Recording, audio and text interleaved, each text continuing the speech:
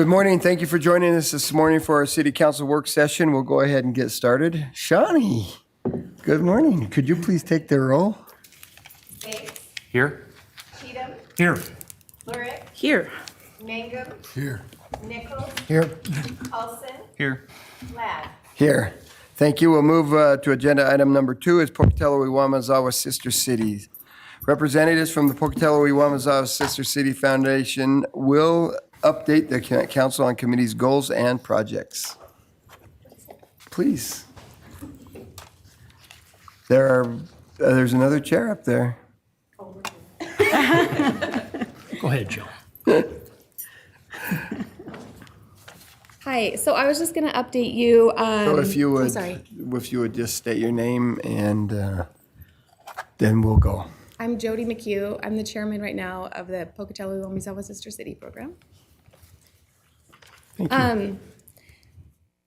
So I haven't done this. I don't. Hopefully I meet expectations. I was going to run kind of through the year with you guys. So we start our year helping the delegation of that year prepare for their experience in Iwamizawa.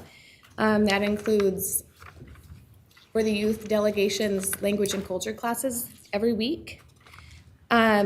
And we actually do that from November, from the time they're selected till they leave in the summer. About April is when we start getting our agenda ready, and I kind of put this packet together, but the last page is this year's agenda for the Japan delegates and kind of the things that they got experience when they're here. This year was unique because every 5th year we have the opportunity of having an adult delegation instead of a student delegation, which hasn't happened in 10 years because COVID was the last opportunity. It's also a little different because it's only 1 week long and the students have 2 weeks. So we really try to cram so much into the 1 week. With this, I also wanted to express that the money that we get from the city goes toward us running the program. It doesn't go toward any of the board members. We're 100% volunteer. It doesn't go toward any of the students and their airfares. We fundraise. That's the other thing we do with them is fundraisers every month, and they work and save to be able to do their trip. So the money we get from the city goes toward the tours. It goes to being able to take them to West Yellowstone National Park for 2 days and the experiences they get here. This year, the Japanese delegates came the first week of July, actually July 5th, which was a little sad they weren't here for 4th of July. They came the very next day. But, and like I said, this was the agenda we did with them. And then the adult delegates were able to set off about mid-July. I believe it was the 13th or 14th. We came home on the 22nd. And it was my first time being able to go to Japan. I've been on the board for 7 years. I've hosted 8 kids, and it was like a life-changing, most amazing experience. They treat us like royalty. They do everything they can to show us their beautiful city. We experienced culture, their heritage, their food, bonding and living with a host family. So living with the locals was like one of my favorite parts of it. Aubriana was able to be a delegate, so that was fun to have a city council, not city council, but a city worker with us there. This year they actually had a city councilman on their committee that came, and so that was kind of special. We had a lot of talks about similarities and differences in our cultures and cities. In the rest of the packet, I included a few, not all, but a few of our reports. So when we come back, and this is with the students also, we have them kind of write a report about their experience. Japan does the same. We make it into a booklet, and all the host families get the booklet as kind of a thank you and a reminder of the time. So read at your leisure. Any questions? Questions, council? I will just tell you, it was really good to have the adults here again this year, and and have that delegation come. It was fun. It was a good time to meet with them, and that city council person from Iwamazawa was very nice. It was interesting visiting with him, and so it was good. What a great program this is. It's very, very active. So thank you. And if I can say, he's actually getting a lot of pressure to run for mayor. So I don't know if it'll happen. We You were shouldn't kind have of said pressuring that him because I to, got council members right here now probably thinking I should do that. but he was great. And if I can say, like, I'm very passionate about this program with the youth, to see the change in them when they go nervous and scared and they don't know who they're staying with and they don't know if they can eat the food and they can't communicate very well and they just come back and they all say they want to join the committee or they're all going to go back after their senior year. It's like, I can't express how amazing of an opportunity it is for the youth to go and for their youth also to have the exchange. And if I can add one more, so in my little report, so like I said, we've hosted 8 kids, and 7 of those 8 kids came on our opening dinner to see me and my husband again, which brought me to tears. And 2 of them that couldn't come, their moms came and had them on FaceTime so we could FaceTime because they're in college. One was a policewoman in Tokyo. But it's like, this is what it's all about, is rekindling those friendships. And I mean, after 8 years talking again and seeing them from 13 years old up to 19 years old, and really great. That's good. Mr. Mayor? Yes.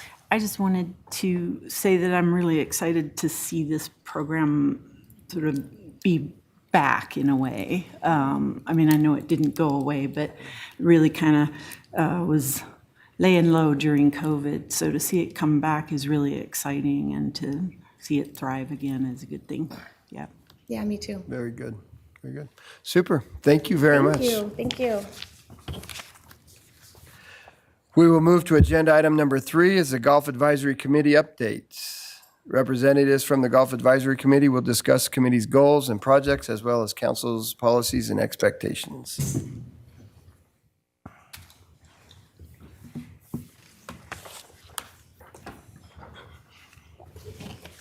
Good morning, Mayor and Council. Ann Butler, Parks and Recreation Director. You guys want to go ahead and introduce yourself? I'm Billy Satterfield, Chairman of the Golf Course Committee. Hi, Mayor and City Councilman. I'm Greg Albright with 4 Golf. So I'm going to start the presentation and then let Bill jump in anywhere he wants to. And I've asked Greg to talk a little bit about the stats and things we've covered this year. So let's see here. Committee members, Bill's our chair. Danielle Mabey, Ginger Smith, Shane Warner, John McCloskey, DJ Mills, and Greg Albright from 4 Golf. And then we also see representatives from 4 Golf, Gerald Myler and Brian Sprague. I also wanted to thank Councilman Mangum for being our golf advisory liaison. He's there quite often, talking about golf with a passionate group of golfers every month. So Very passionate. very passionate. So we appreciate your guys' support on everything that we're doing related to golf. This year, some of the projects that we've covered, we did a Rainbird software update for irrigation efficiency improvements at Riverside Golf Course. We're continuing the tree trimming and pruning at both golf courses. That is a never-ending battle.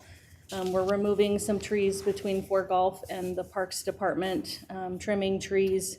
But it is a heavy lift. There's over 1,000 trees at each golf course, so it is a heavy lift. We've been working through the committee on some landscaping improvements, some stairs and some tee boxes and things like that at the golf course.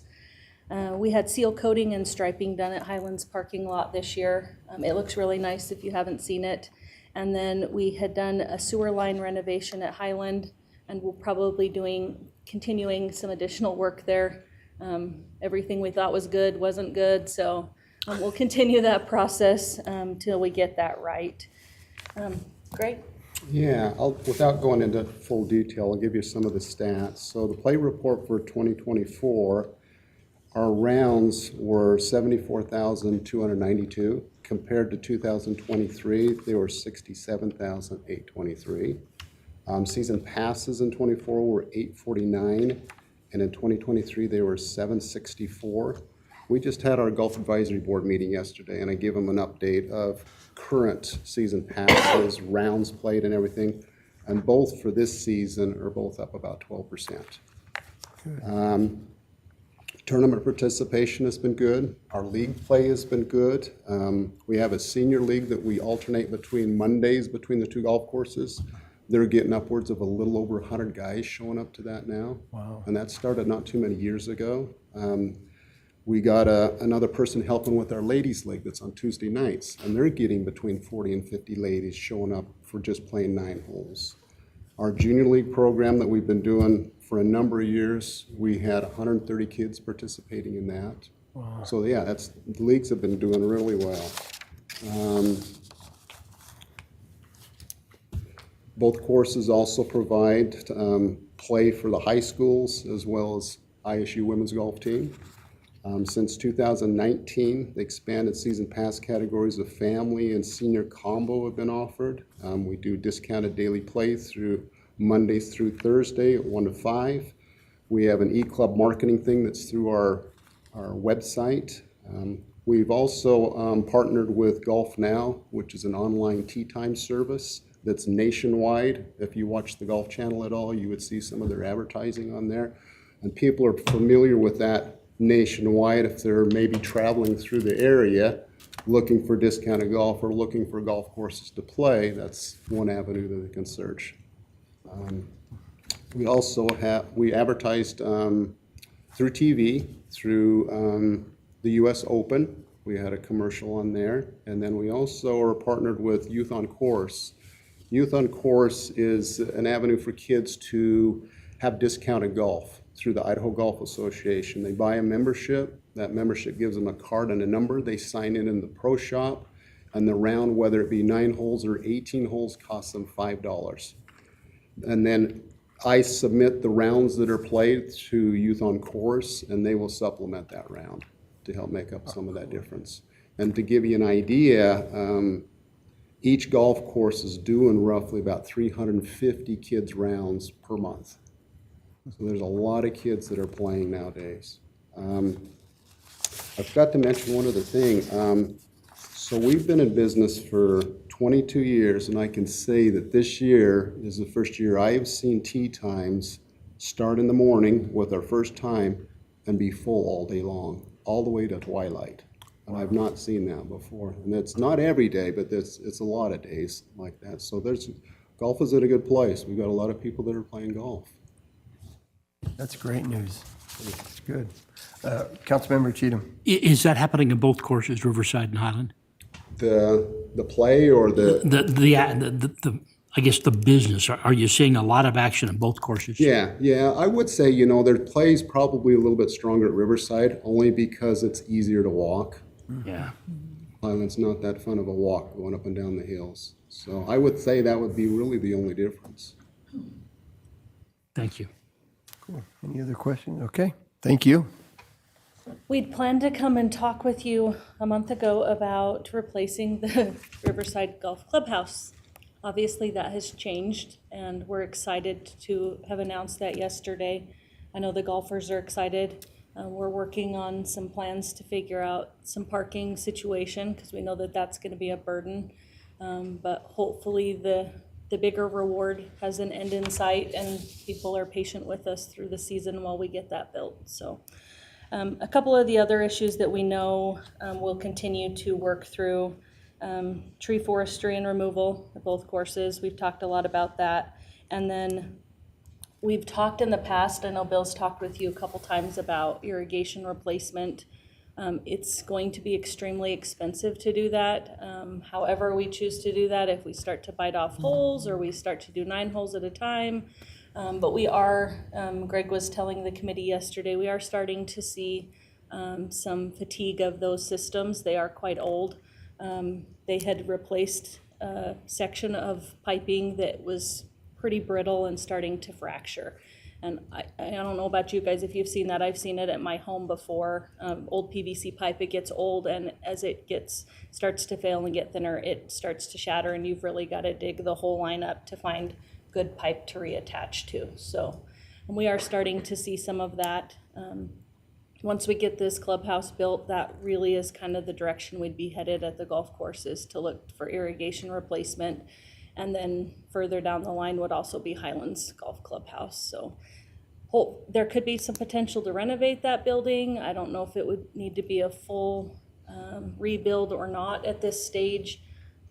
Thinking we'll just start with Riverside and go from there. So, Bill, did you have other things you wanted to? Yeah, man, I think that's most of the stuff. I mean, one, yeah, we're super excited about the clubhouse coming in and really grateful for that getting voted and passed and putting that in. And yeah, just like Ann was saying, the irrigation needs in the future are going to be substantial. We're past its expected lifetime on irrigation stuff, and so it's kind of knocking on the door for us to do. But it's what helps us provide the kind of conditions that make the golf course enjoyable, which is what's helped get the play up as much as it does too. I mean, a 12% increase in play for a year is a huge amount. I agree with Greg. I've never seen the courses busier and golf more popular than it is right now. And building on that momentum to deal with the infrastructure type things that are kind of knocking on our doors going to be super important for us to kind of prioritize over time and stuff. And the tree removal stuff is going to be a big deal. I don't know how many of you guys watch golf and stuff, but like the U.S. Open this year was at Oakmont, which is widely considered a top 10 course in the world. It lives up to the hype. I don't know how many of you recognize. They removed 15,000 trees some years ago, and the health of that golf course has never been better. I mean, the trees especially when they get disease, is a challenge, but trees in general cast a lot of shade. They're fighting with the grass for daylight and for water usage, and the roots are getting into irrigation and stuff like that. And so getting some tree removal done along with the irrigation stuff will be things that are going to help those turf conditions be better and make the golf courses better for a long time.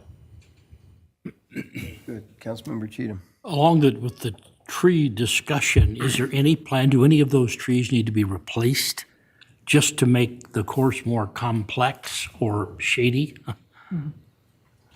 My take is not usually they don't need replaced with something new. I mean, it's mostly a competing issue. You really have trouble with trees around tees and greens. There's some trees that were removed behind the 15th green at Highland a few years ago. That green used to have really hard time filling in, especially in the back third and stuff like that. It would get real patchy and you'd get more disease and stuff like that back there. And as those trees are removed and more daylight was allowed in, that green is significantly better. And so it's generally not needing to replace them. It's more of opening up a few spots and then allowing a certain number of trees to remain to give shaping and things like that. It's nice having the shade, but like Billy said, we had a USGA come and do a report, particularly out of Riverside. And a long time ago, when they planted trees, they wanted shade. And so they planted them pretty close together because they took a while to grow. Well, now they're so close together, they're creating so much shade.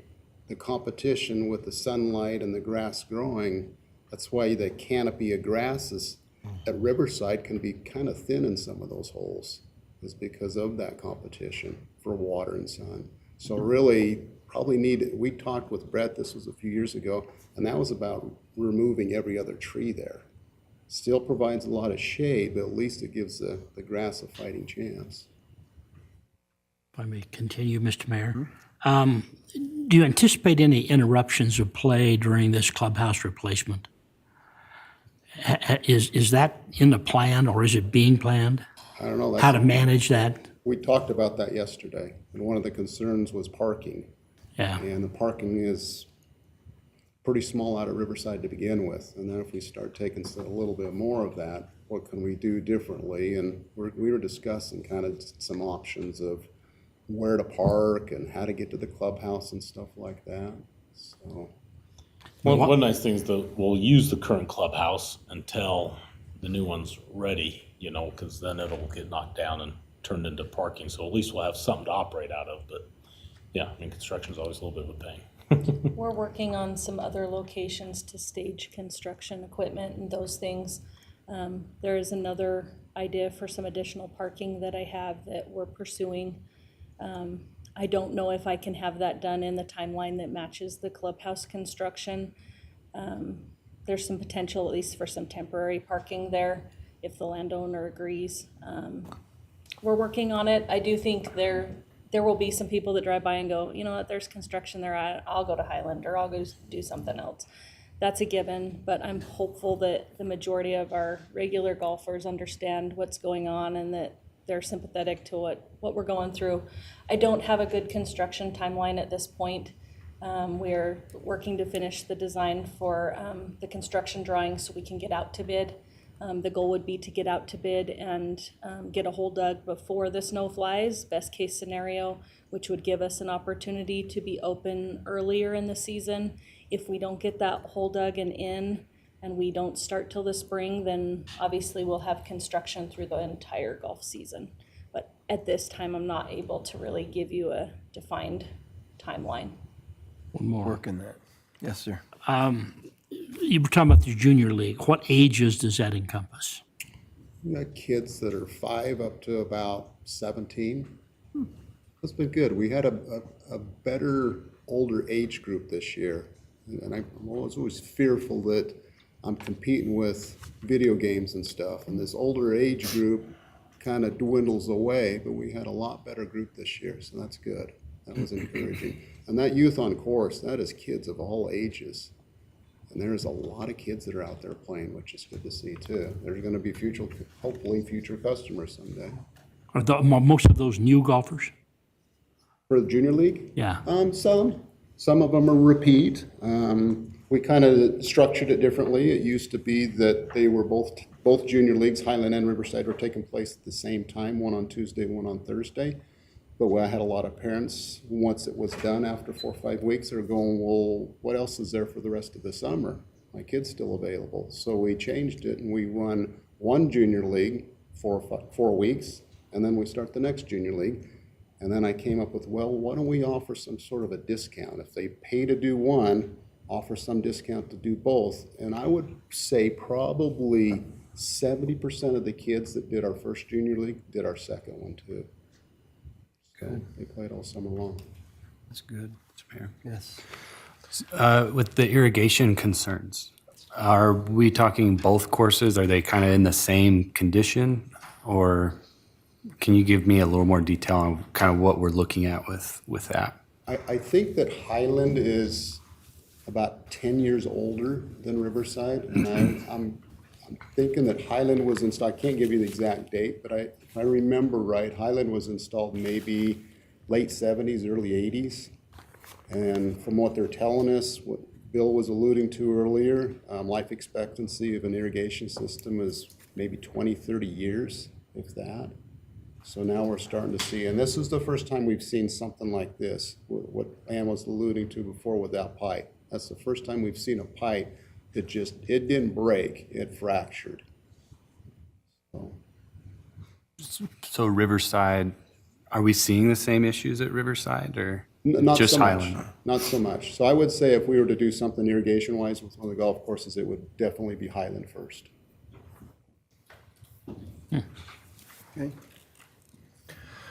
Well, I'm all in on getting rid of as many trees as you can up at both courses, just so you know. Just want to throw that out there. I know you've tried to help. So, yeah, I do my best. There's some water up there too we could maybe talk about getting rid of, but other than that, we're in great shape. Thank you very much. Thank you for what you do. We're pretty excited about that clubhouse coming, and so, good deal. Thank you. We'll move to agenda item number 4 is Parks and Recreation Advisory Committee. Representatives from the Parks and Recreation Advisory Committee will discuss the committee's goals and projects as well as council's policies and expectations. All right, I'm Tanya Wilkes, the chairperson for the Parks and Rec Committee. Thanks to the council for opportunity to give you a report. Really quick, I want to say that the golf has really rippled into the schools as well. We had 50 athletes come out from Pocatello High School on Monday. That's when it started the season. And I remember when my daughter actually tried out for the golf team 5 years ago, there was, I think, 7 girls and boys. Wow. So we have more than quadrupled, right? Like it's really stating what we're doing in our courses, so that's awesome. So board members for the Parks and Rec, Darren Black, Dr. Grace Jory, Lisa Wilmore, Antasia Hershey, Alexis Jorgensen is our vice chair, Amy Commandor, Ed Gigley, Bill Satterfield, William Schimmer, and thank you for our board member, it shows up every time, Hayden Polson. Really quick general board information. We meet 6 times a year on the even months. We try to meet that first Thursday of the month. Attendance of our meetings is really well. We have never had to cancel a meeting, and so we have enough board members show up that we can do some business. Great accomplishments in the last few years with the pickleball courts and the splash pad. And so we've really done some great things, and I've been really honored to be a part of the board. Key projects that we've been involved in providing input on the last year is identifying needed park system, capital projects, just really moving forward with some of these projects to staying up to date. Work done by Neighborhood Works with the Bonneville neighborhood with the new name of Purse Park. Purse Park. What a phenomenal opportunity there too. We also want to recognize the neighborhood associations, United Way, the LDS Service Missionaries, Zonta, many other sponsors and volunteers that help us keep this running and really going above and beyond, especially with the systems on the outskirts of the city. The board received a presentation of the PROS plan, supported and attended public meetings, and we're excited about its adoption this past spring. The ARPA funds has been an amazing tool and improvement for infrastructure. The Ross Park Aquatics Center, we saw a huge increase with attendance there with that. And then obviously out your back window here, the Optimus Skate Park. What a great accomplishment for the city. It's been really nice that the city staff keeps us looped in the budgetary issues. The revenue is definitely been increasing the past few years, and so that's been, awesome to see. We really contribute to when you guys put the support into it, like with the Community Rec Center, man, the numbers just went off the roof. The Aquatic Center, people are showing up. So I see this really reflecting with the golf as well. As we improve the facility, those numbers of revenues will go up. As a note of emphasis regarding provision and programs, Park and Rec's ability to locate, attract, hire, and retain qualified seasonal staff is always going to be hard. I know working at the school district, we fight for the same people quite a bit, but I appreciate the council recognizing that and looking at increasing wages and appreciate their efforts in helping us do that.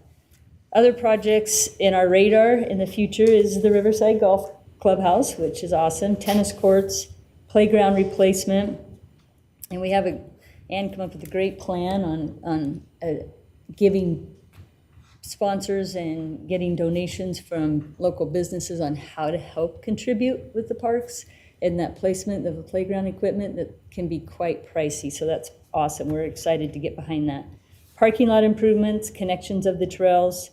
We're excited to hear the department received an AIC, and I'm not sure what that acronym stands for. Association of Idaho Cities. Okay, Association of Idaho Cities Award for the completion of the ICCU splash pad. What a great facility there, and Brooklyn Park is probably one of our busiest parks, so it's getting utilized quite a bit. We're doing a great job at working with businesses and partners, and it's been really refreshing seeing how many businesses are stepping up and really investing, so that's awesome. On behalf of the Parks and Rec Board and staff, we'd like to thank Mayor Blatt and council members for your contributed strong support. I hope that you're seeing the benefits of what's going on out there with our kiddos, just like with me seeing it at the school with the golf, right? Our numbers just tripling and getting kids involved. We appreciate the council's continued commitments, and at this time, we really value the services and programs in the community. Does anybody have any questions? Questions, Council? Councilmember Cheatham? A couple of days ago, and I don't remember exactly when or where, I saw a post about encouraging people to adopt a couple of our parks, trying to update a few of our parks. I think there were 4 of them on the list. And I'm wondering if this is a reflection of the amenities at the park, the playground equipment and so forth, or is it the park itself? Is it the sidewalks and trees and grass and those kind of things that are in need at those parks? You know, tree trimming is a burden across our park system on the whole. But right now, I think what you're seeing and what she's talking about is we're trying to put together a retire a playground program. We have a lot of playgrounds. We really should be replacing 1 to 2 every year and have a rotation of that 25 playgrounds that we replace. We have not done that in a long time. So we have playgrounds that were put in the early 90s, mid 90s. I even have some that we have no records on. They're those old metal ones that we all survived on, but they're really not safe today.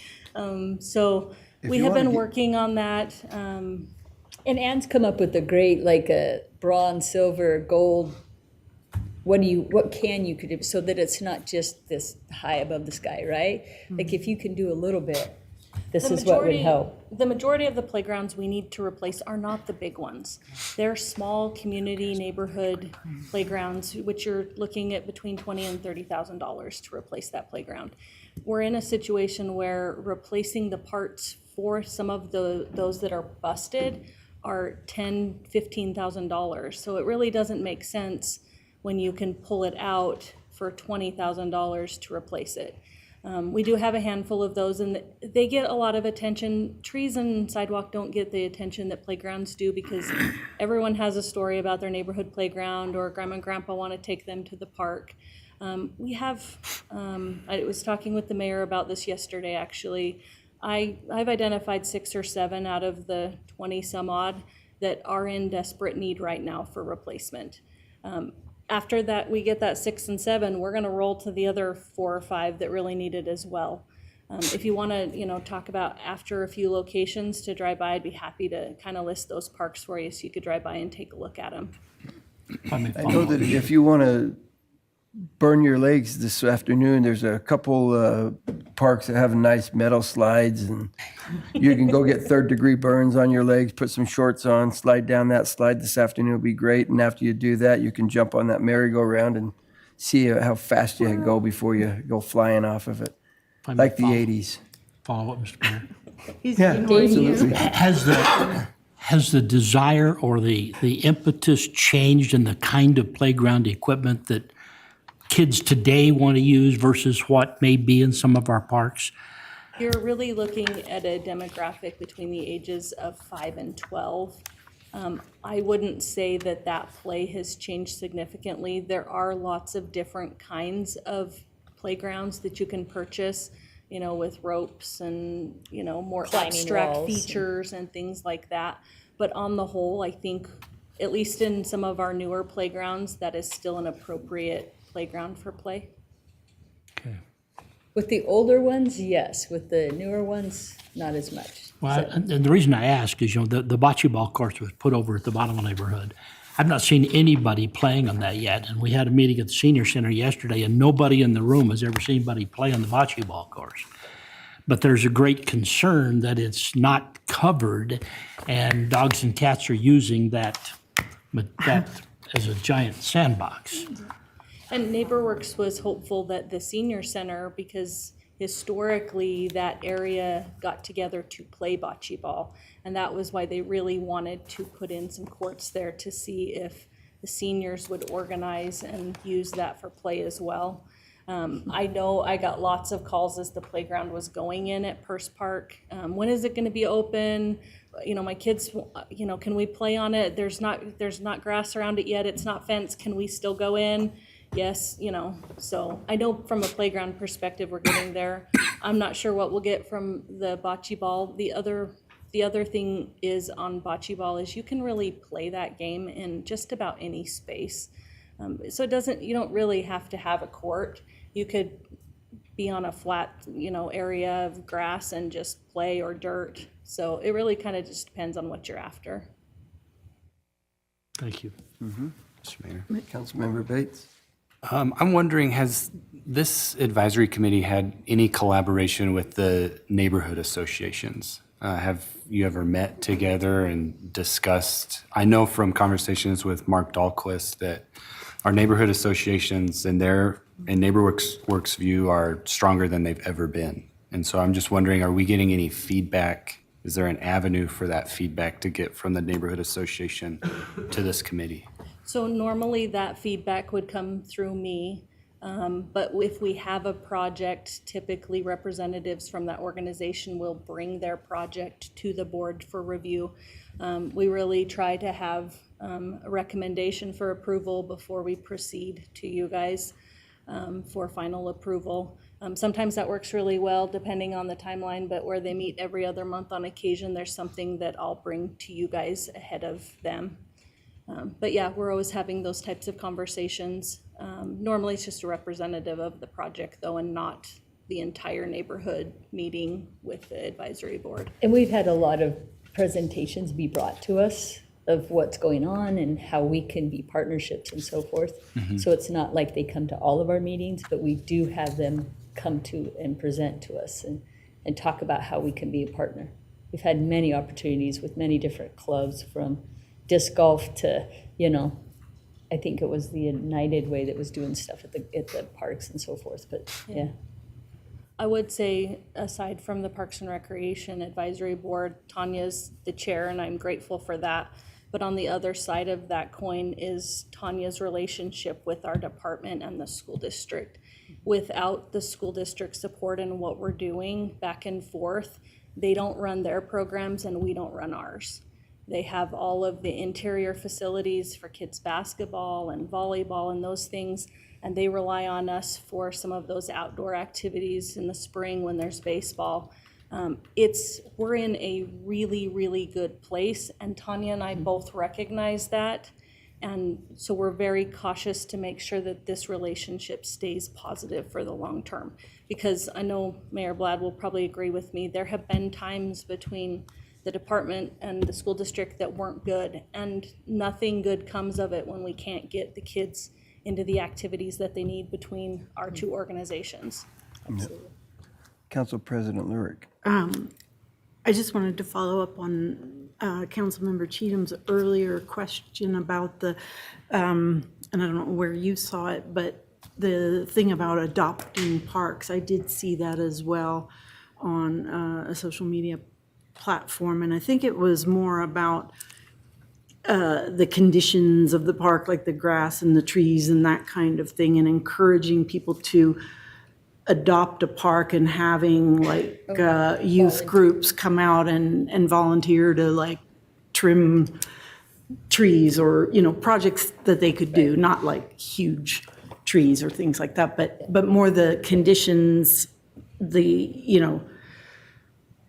of the landscape as opposed to playgrounds and things like that. But I think you could take, if you had a neighborhood that wanted to like be ambitious and raise funds, and that would be great too. But it was more encouraging them to take care of the actual landscape. Heavily on volunteers in almost everything we do.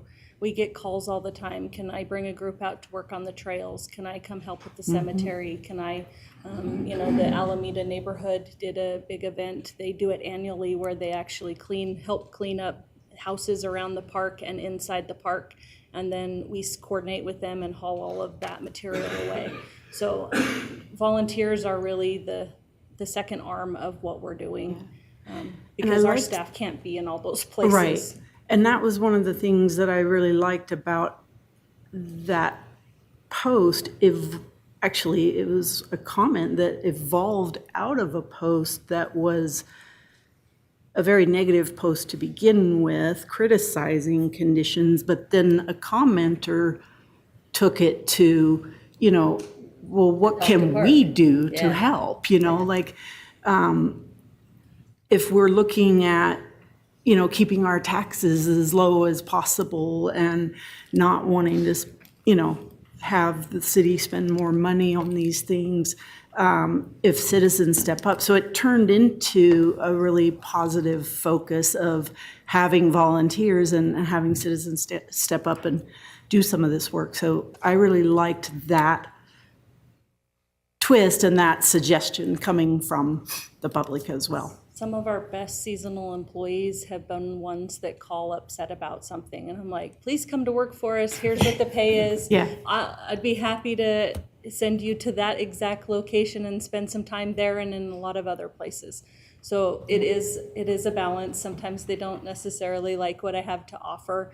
But sometimes they also are like, yeah, we'll bring a group out and we'll help do that as well. Or yeah, I'm looking for some extra time and I'll take that pay. So it's a balance. Yeah.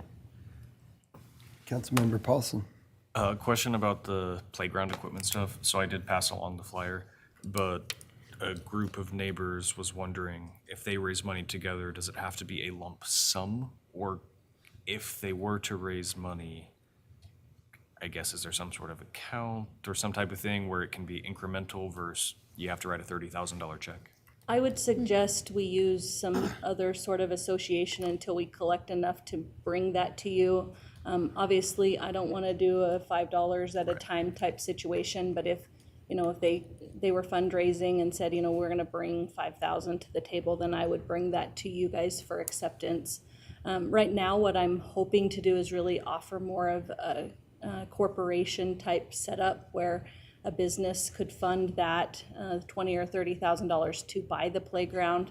It's probably doubling that to pay someone else to put the playground in, but we can do that. So it'd be just working on kind of what that would look like, and then have I'd be happy to put a sign up that said, playground donated by, and it would have their logo, and that would be it in the park. I think that would be appropriate. It would provide them some advertising for the next probably 20 plus years. And then we'd be able to get that playground installed. But I'm happy to do it either way, but I would like to see some bigger type sums, and $30 at a time is fantastic, but it's difficult for me to administer. Okay, yes, Council President? One sort of follow-up to that idea, I was thinking about the idea of adopting a park, and how on highways where you have, like Rotary groups or Elks groups or just families or anybody can adopt a section, and then they take care of that and clean it up and everything.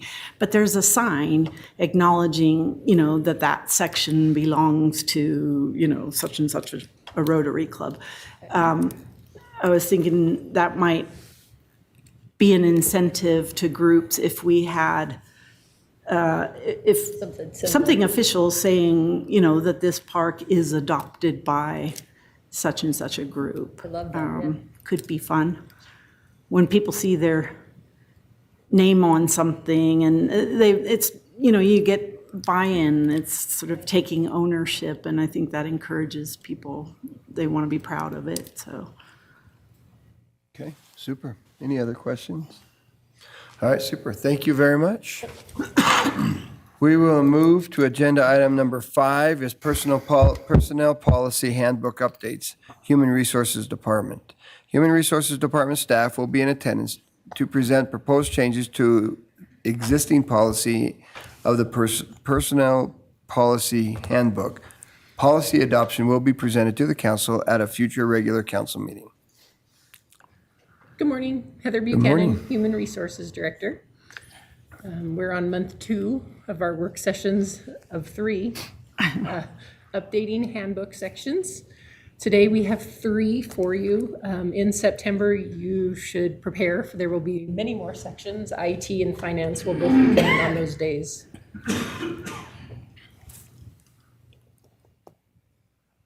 All right, can you see that? All right, our first item is a change under ethics in government. We've highlighted the changes at the bottom here. We struck sections 2 and 3 and have replaced that language to more closely align with what the state lists as the requirements. That is why we are making the changes to more closely align. Any questions? I was just curious, when we make it align with the state, are we allowed to go further than they do, or Are we not? The state would be the standard, the minimum standard we have to accept. We could be more strict in our interpretation. That is my question, yeah. Thank you. Oh, Councilmember Bates. In this language, elected officials count as city employees? Jared?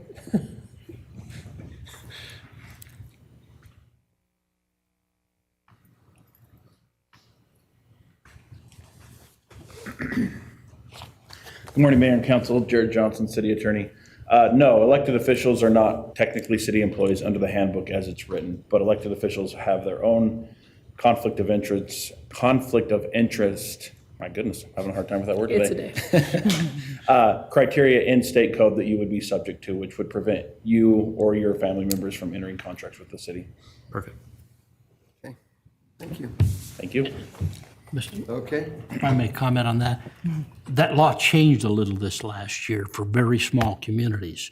And they're allowed to do exactly that in small communities where they don't have a wide group to choose from within a very small community. Right. It's kind of selective participation. Yeah, and that those minimum criteria do not apply to us. They're for much smaller cities than we are. But yeah, it would all be guided by that state code, whatever that is pertaining to our city size. Yeah.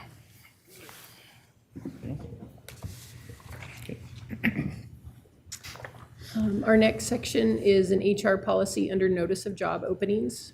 We would like to add this new language. Basically, this for positions that we require a degree, we would accept experience in lieu of, unless the position requires a law degree, a professional engineer, a water license that is required at the state level. We will not waive those, but degrees experience often makes up for. This is in line with EEOC standards. We already have it built into many of our job descriptions, but it takes a long time to update all of our job descriptions, so we just want to make sure it's part of the handbook so we can apply it universally. Councilmember Mangum. Does this criteria, this new criteria, does it impact compensation at all? No. Good question. And the last is a new policy that came about because Idaho made some changes this legislative session prohibiting masks, us requesting people to wear masks. So if people would like to wear masks at work, we want to make sure that they are comfortable and that they feel that that is a safe thing for them to do. That is why we're asking to include this language. Questions? All right, you will see these in September for adoption with a new handbook after the next work session. Sounds good, thank you. We will move then to agenda item number 6, proposed repeal of City Code 5.30 Children Group Treatment Centers and City Code 5.65 Going Out of Business Cell. Police Department. Police Department. Okay, we're going to skip 6. We're going to go to Building Code Update.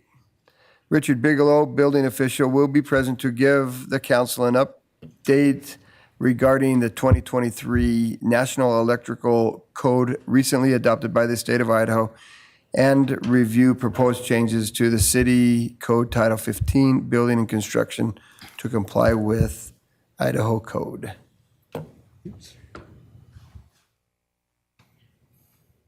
Morning, Mayor and Council. Thank you for this time.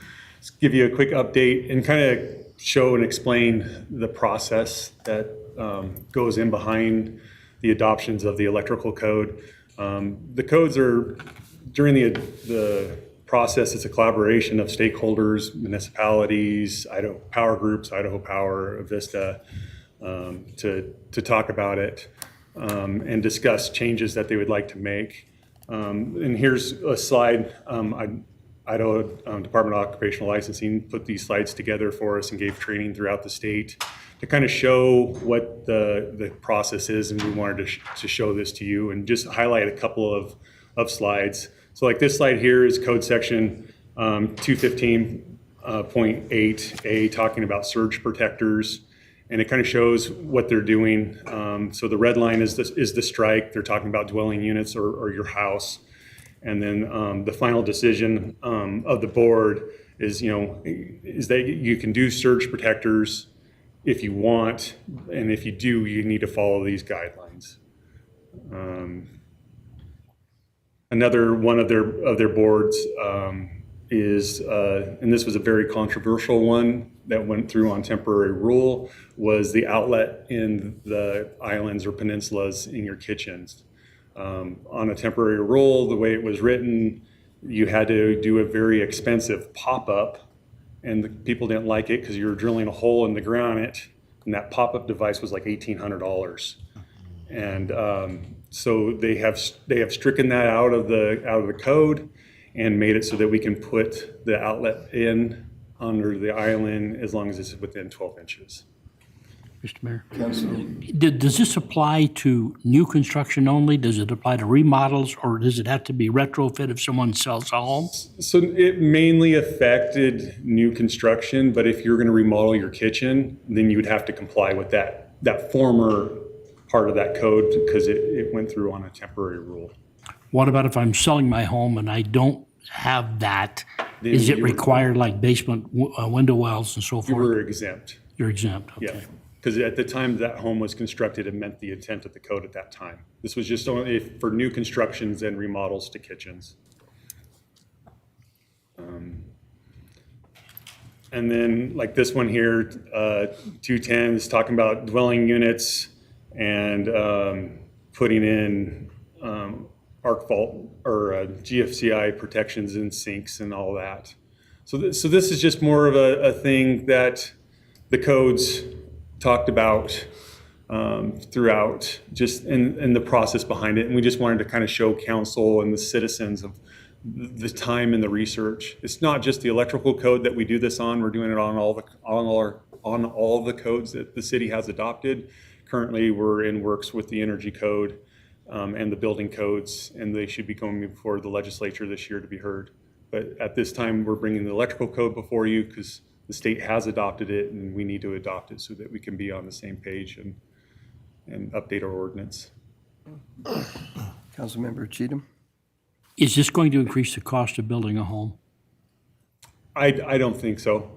Actually, with the new provision on the island outlet, it will decrease it a little bit, but. Good, thank you. Councilmember Nichols? Is there a timeline when this needs to be adopted on our side? Sooner than later. So it went through, it took a little bit of time for us to get it before council, but the changes aren't extreme. They're very minimal, but yeah, we need to get it approved sooner than later. Got it, thank you. Any other questions? Thank you. Thank you. All right, we're going to jump back to agenda item number 6, proposed repeal of City Code 5.30, Children Group Treatment Centers, and City Code 5.65, going out of business cells. Police Department. Police Department licensing staff will be present to discuss a proposed repeal of the following. A, City Code 5.30, Children Group Treatment Centers, and B, City Code 5.65, going out of business cell.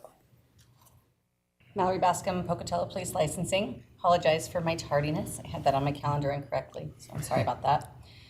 So as I'm sure you saw in the summaries that I sent along, we are just proposing the repeal of 2 of our licensing codes, Children Group Treatment Centers and going out of business sales, as they've become a little outdated at this point, and they no longer apply to some of the business practices being used in Pocatello or the types of group centers that they have for children. Those fall under different definitions and with how the state does their licensing now, and so we don't have any facilities that fall into that realm. Questions? Mayor? Yeah. So on the going out of business sales, I remember way back in the day when that was put into place, and I think it was put into place because it seemed like everywhere you'd go, there was somebody going out of business, and then the next day, they're right back in business. So why are we getting rid of that? I mean, it seemed to have stopped that problem. Are we just going to see perhaps a resurrection of that problem? I consulted with a licensing officer who's been doing that job for about 20 years in Boise to find out the background behind why it was put into place, and you're totally right. It was kind of to avoid bad business practices, poor advertising, kind of tricking the customers into thinking that you're getting this really great deal. People have really gotten away from using that type of advertising. A lot of the advertising is done online, and they're not using the signs and the flailing arm things anymore like they used to. And we also haven't seen any of these applications since 2017. That was the last time we had issued a license for a going out of business sale. Oftentimes, we're not even aware that they're going on until after the business has already closed their doors and done. And so it is rather difficult to enforce. And like I said before, people just aren't using those business practices like they used to. It sounds like in years past, people would open up a business to kind of do a fly-by day and then use it as a reason to shut down quickly, and then they can sell all the fixtures in their building, and they can sometimes get a tax exemption for bulk sales, and it's just really not being seen anymore. Okay, thank you. Councilmember Cheatham.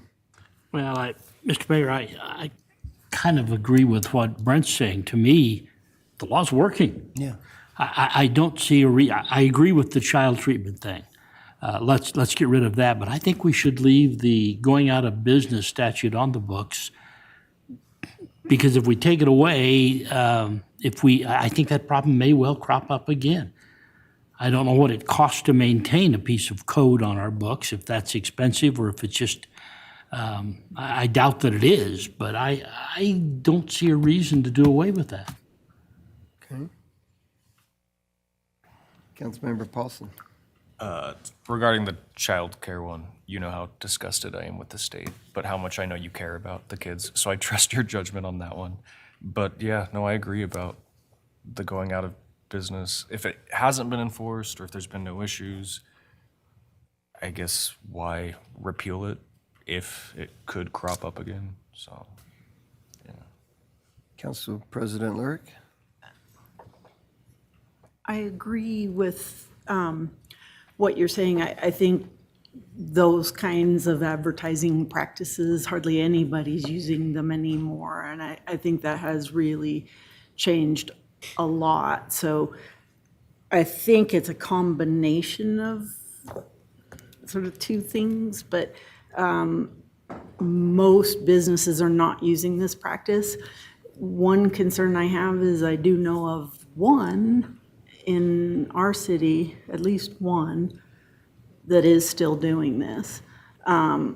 So I kind of wonder if it would not hurt anything and there's no cost or anything involved to keeping it for a while, to leaving that one alone, just so that we don't see a resurgence. I don't think most businesses would go back to those practices because they've just changed how they advertise.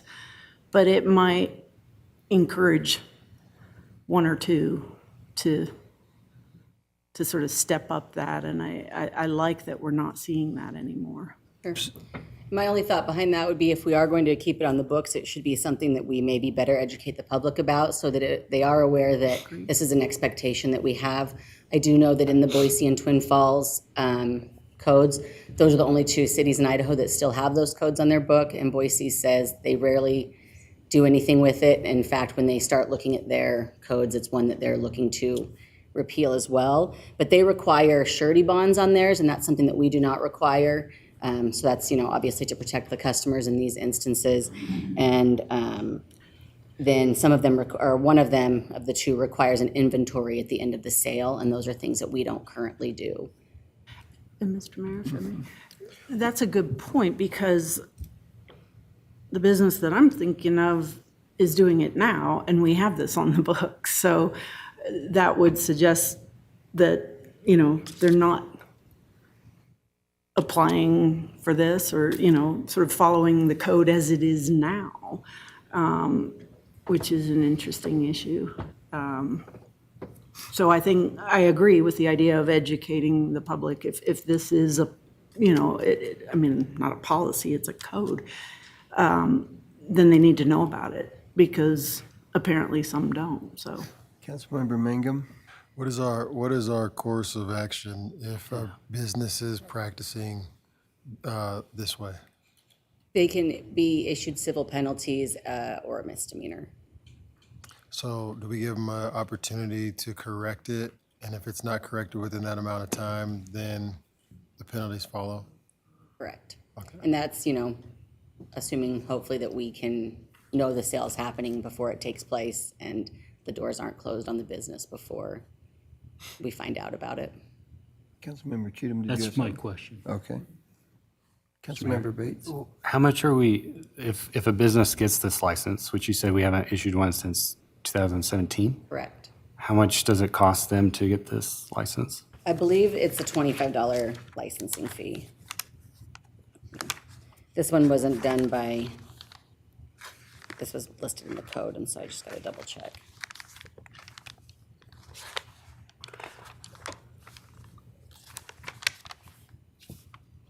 Yeah, $25 permit fee, and then it's granted for 60 days, and then they can ask for an extension of up to 30 days.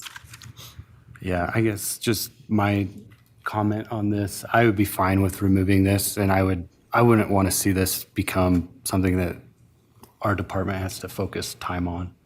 I don't think it's an issue that there's a big outcry about. Obviously, we're not even issuing these licenses, so I'd be fine with removing it.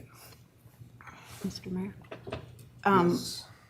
You said you haven't, nobody's applied for a license since 17? Correct. Have you had any misdemeanors or enforcement cases or issues since then?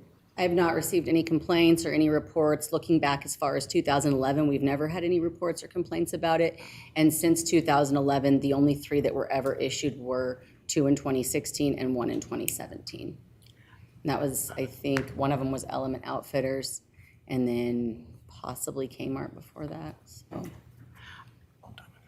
I think given that data, I probably would agree with Councilmember Bates. I don't know, I mean, I don't want this to come back and be a problem, but I also don't think it's an issue that we need to suddenly start trying to focus a lot of time and energy on either, if it's not, the data is suggesting it's not a problem. Mr. Mayor. Councilmember Mangum. So, energy and time wasted on this, let's say we keep it on the books, how much time and energy is actually wasted on this? It is on the books. I think that's to be determined if we start educating the public. I mean, I rarely know a business is going out of business until I drive by and I'm like, oh, that store closed. And so it would be a matter of probably, making sure the public is aware that this is a requirement of them, alerting business owners. We don't require general business licenses currently, and so we sometimes don't even know that a business is operating.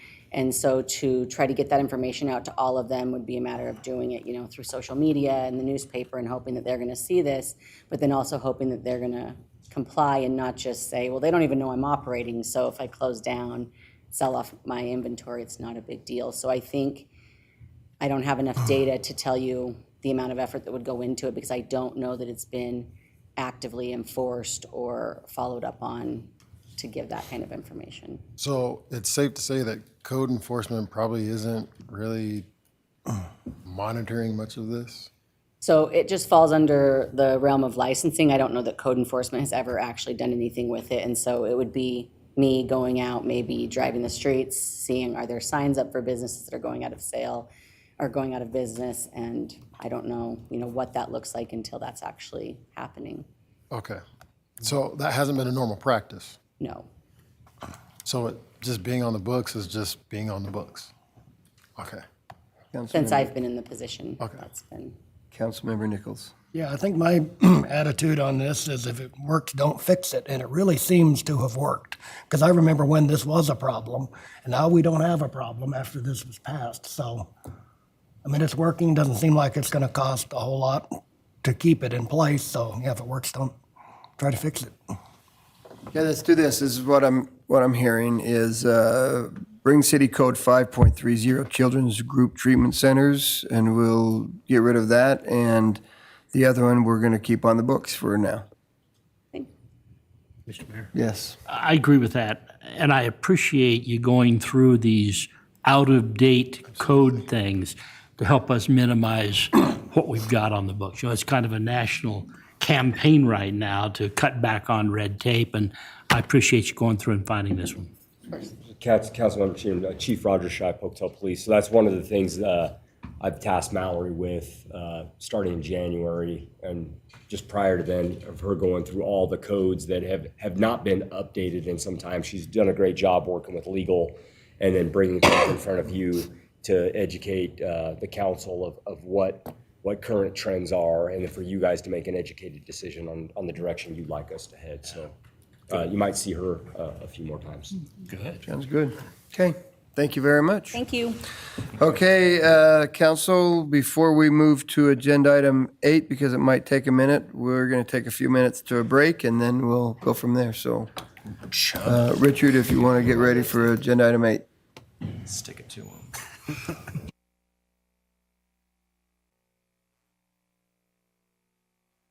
Morning, and thank you for joining us after our break. We'll go ahead and continue with agenda item number 8, City of Chubbuck Electrical and Plumbing Inspections Contract Review Building Department. Richard Bigelow, building official, will be present to discuss the continuation of the current contract with the City of Chubbuck providing electrical and plumbing inspections and electrical and plumbing plan review. Richard. Mayor, Council, thank you again. Richard Bigelow, building official for the City of Pocatello. During the budget hearing, it was asked that we come before you at a later date to discuss the contract and if we desired to continue doing the inspections for plumbing and electrical for the City of Chubbuck. It was also asked by one of the council members on the statistics on the inspections that we have done for council, or for the City of Chubbuck. We did reach out to them, ask them, and their response was apply for a public records request, which was a bitter taste for me to get, because I thought we had a good working relationship with them. We did not do that records request, so I don't have those numbers for you at this time. But wanted to come before you and discuss if the council would still like to move forward with doing the plan reviews and inspections for the City of Chubbuck. We did bring in little over $60,000 in revenue last year for Chubbuck. We're roughly around $40,000 this year. Month of June, they paid us a little over $9,000. July was a little over $5,000.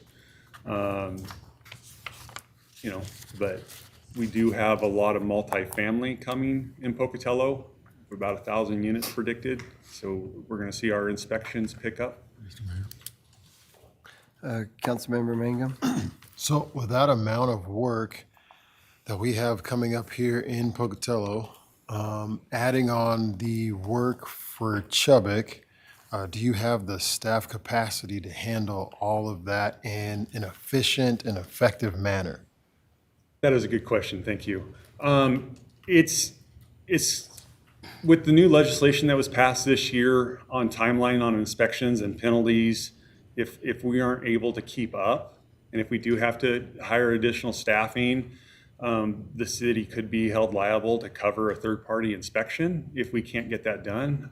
If that's something that Chubbuck would have to pay, or us, it would have to be a discussion with our legal department to see. But it will be a stretch. My electrical and plumbing inspectors do stay fairly busy. They're not in the office. They're always out doing inspections, and it does get stressful when they're on vacation to get those inspections done. Mr. Mayor. Yeah. What is the approximation of the penalties that we would see from the state? It would be the city would be liable for the fee on those inspections. So whatever the third-party inspectors would charge would be passed on to the municipalities. Do you have like an estimate of what? I do not. We haven't been there. We haven't done it. The only third-party inspections that are being done are required through code on structural, so like concrete testing, rebar inspections, but those are a requirement in the code that at a cost on the contractors. Okay. Councilmember Nichols. Hi, Richard. Do the fees that we obtain under this agreement absolutely cover our costs? Or at a minimum, are we at a break even? I mean, we have to pay for our employees regardless. So, I mean, it just goes into the revenue that goes into the general fund. So, I mean, it's a nice little added bonus, you know, $60,000 last year that went into the general fund. But if we had to hire either part-time inspectors or another 2 full-time inspectors, then we're going to be going backwards greatly on it, you know, because you're not just looking at wages of, you know, $50,000-$60,000 a year. You also have to take in the benefits. So now we're probably roughly around $125,000 per employee if we were to have to add more to keep up to it. Mr. Mayor. Yeah. Councilmember Mangum and then Councilmember Bates. That 60,000 from last year, is it up from the year prior or the years prior? Yes. Okay, and is it a significant increase or? It was about roughly, and I'd have to get solid numbers for you, but it was right around about 20,000. We were in the 40s the year before. Okay.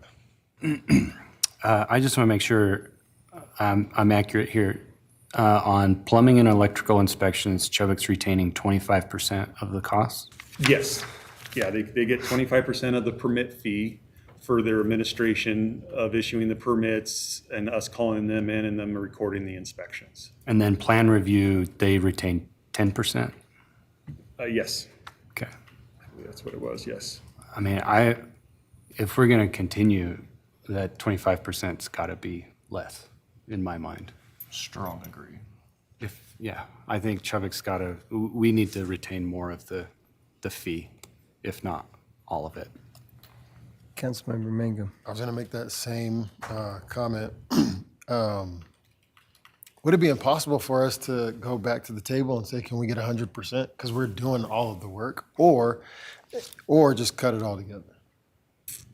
That would have to be a discussion that we'd have to sit down and have with them. I don't know how they would feel on that, if that would be a deal breaker for them, because they do have administration costs. But it's definitely cheaper than them having to go hire officials or go back to the state of Idaho to do the inspections for them. So, Council, I did have a discussion with Mayor England about this, and his statement was if we're not pulling our weight, then we need to pay more. And so I don't think it'd be a problem if you want to go back and do that. I don't think that'd be a problem at all.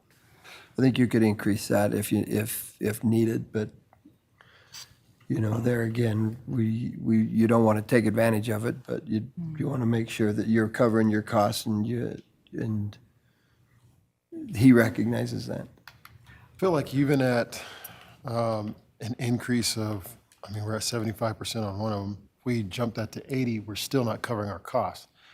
And so 100% for me feels like it's a little bit more adequate to help cover our cost.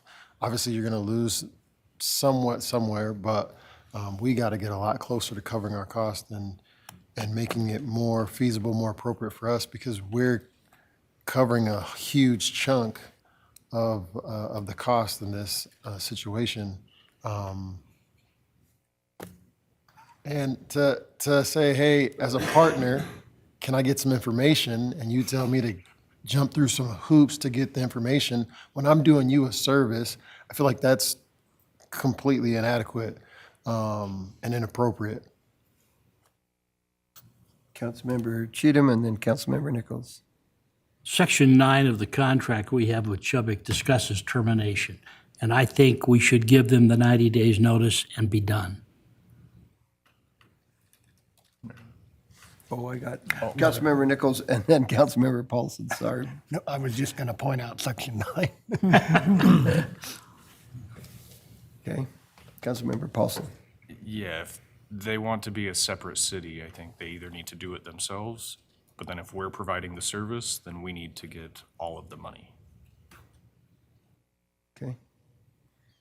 So I've got one that says enact the 90-day notice and move there, and I've got a couple that say get 100% of the funds. So sorry, can I? Go ahead. So from the administrative side, because they've got some administrative costs, what are they doing? They issue the the permits, they notify us when inspections get called in to do the inspections. They record the inspection results. So it's the admin end of the permitting process that they're doing. Yeah. Mr. Mayor? Yes. I think it's worth having a conversation with them before we pull the plug totally. We've been doing this with them for a while. I mean, I don't disagree with anything that's been said, but to just suddenly go and pull it, I think maybe is a little premature. I'd rather have a conversation, and I agree that we need to get as close as we can to 100%, but like if we can sit down with them and get a deal for 95% or something like that, that they retain a little bit for their administration fee, I would be good with that. But we've got to get closer to where we're covering our costs and our needs, like staffing and things like that. That concerns me. If your staff, if their workload is increasing so much, then Pocatello needs to be the priority over Chubbuck. So if it gets to a point where we just don't have the staffing levels, then I would say we cancel. But I just think let's have a conversation first. I don't think it would be pulling the rug underneath them, because every budget cycle or several in the past, this always kind of comes up when we're going through it from council, hey, are we going to continue this? And the building official for the city of Chubbuck, Ron Osborne, and I have a discussion to keep them in the loop. Hey, council's saying, it might be. So, it wouldn't be a surprise if it happens. Yeah. It's just finally time after this budget hearing where, it was warranted to come before you to have the discussion because of what was said during budget meetings. And maybe the conversation that you have ends up being, you say, well, it's probably best for us to pull the plug, and they say, yeah, it's probably best, and maybe that makes the decision, but I think it is worth talking about. Okay, Councilmember Bates. I feel bad asking you guys hypothetical questions, but if we did not continue this contract, and with the growth that we're seeing in Pocatello, do you foresee us needing another building inspector, or could we handle what Pocatello has with the staff that we have? It would probably warrant here in the near future a mechanical inspector. Currently, plumbing and our plumbing inspector does mechanical and our building inspector does mechanical. So it goes in cycles. So every winter, when we're switching from cooling to heating, we see a surge in what we call equipment change-out permits, where people have to update their furnaces. Same thing when we switch from heating to cooling. And so that our mechanical is probably our biggest one. So it's a stretch. And it's the same thing, hot water tanks go out and all that needs to be inspected and looked at. So but we're not doing mechanical for Chubbuck. No, they do their own mechanical, but it's our dual inspector that goes and does their plumbing inspection. Councilmember Mangum. So if we were to go back to the table, we retain this, you're the one you and your staff are the one who's gonna have to deal with this. Do you feel like it's adequate to keep it, or more efficient for us to just terminate? So this all came about during the 2008-9 recession. Things really slowed down for a long time. It was beneficial at that time for the city of Pocatello to enter into this contract. I mean, the contract went into place in 11, but things were still a lot slower than what they are now. Right now, we're setting records on revenue and building permits and all that. Our multifamilies through the roof. We have some of the biggest complexes now that have been built or proposed to being built than we ever have. So we're busy. So, for the well-being of the staff and all that, I would feel that it would be appropriate to part ways. And then also for the tax ask of if we were to continue it and we'd have to hire new employees, that additional charge, even if we were to get the other amounts, it wouldn't cover the cost of additional employees. Councilmember Cheatham?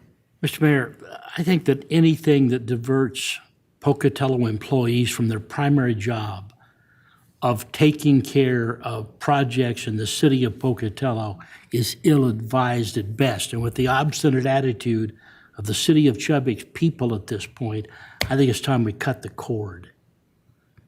Mayor, Okay, yeah, Councilmember Paulson? I agree with termination. Okay, I got 2 that says terminate.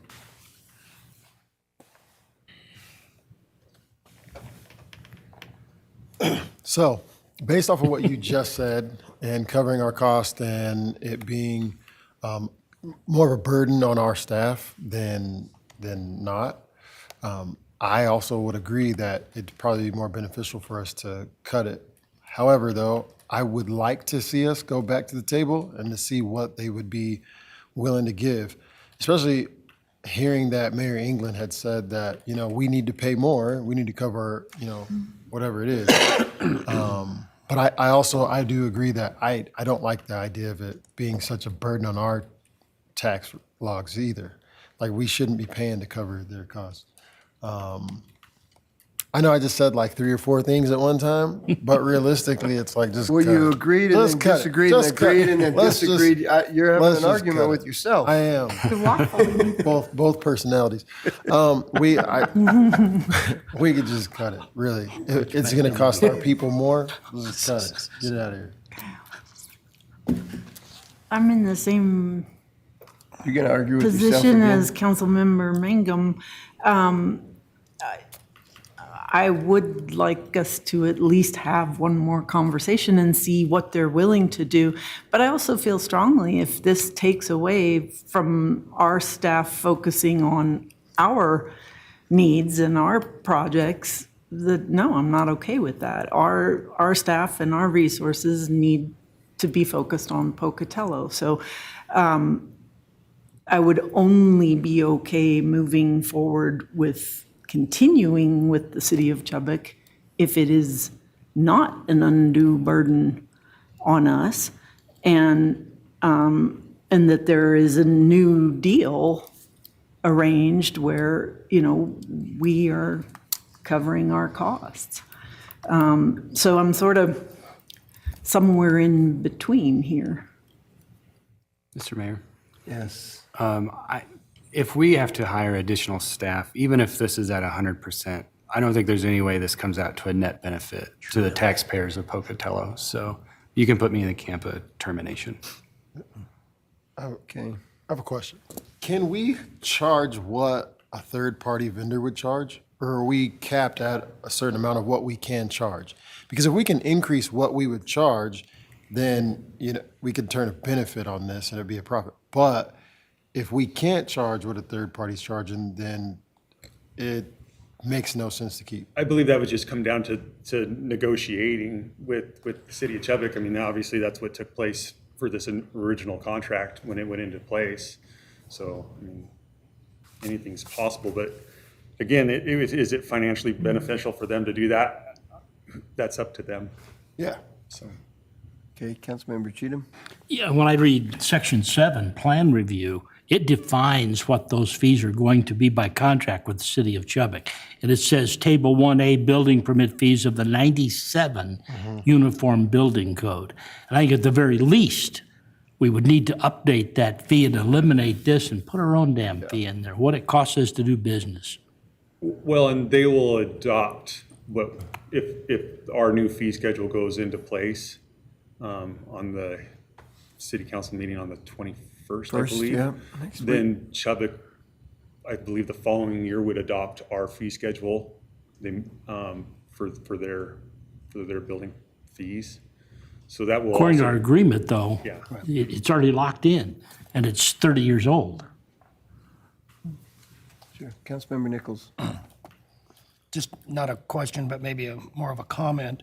So if we have some, excuse me, we have some excess capacity, And if we could use that excess capacity to help be neighborly to, our neighbor to the north there, I'm okay with that, so long as we're not subsidizing it and it doesn't interfere with our, getting the work done here in Pocatello. And it does look like we have a provision in here that if we did all of a sudden get a surge and it started to become a real burden on our inspectors, that we could terminate this 90 days anyway.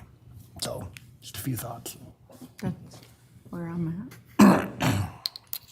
Still back and forth. So this is what I've got, unless somebody's changed it. I've got 4 that have said, I'm in the termination. I've got 2 that have said, I don't know what I want to do. You've argued with yourself back and forth. So, No, you had 3 and 3, because Councilmember Nichols just said the same thing that we said, basically. oh, you changed your, No, I just said, I made a qualified comment. I don't know what that means. I don't either. So you said want to terminate it? basically the same thing we said. Are you in or out? Are you termination or you're not? It wouldn't hurt to go back and see if we could negotiate a different deal. Okay. So you had said the following year they would increase, right? So we would be another year at this rate. I would imagine, unless, and I don't know how their fee schedules work and all that, if they could do a mid-year adjustment to their fee schedule. So I would assume, which is a risk, I would assume that it would be the following year that they would do their increase to where we're at. So, but they wouldn't take a proactive charge and do it before us, because we need to be unified. Yeah. Hi, Richard. So Chubby could set any fees they want, right? Well, in the contract, they try to follow. No, not according to the contract. They could charge anything they want. Correct. And then they could pay us what we needed. Yep. Right? And if they needed to increase their fees to cover their admin, they have the ability to do that, correct? Okay. Yes.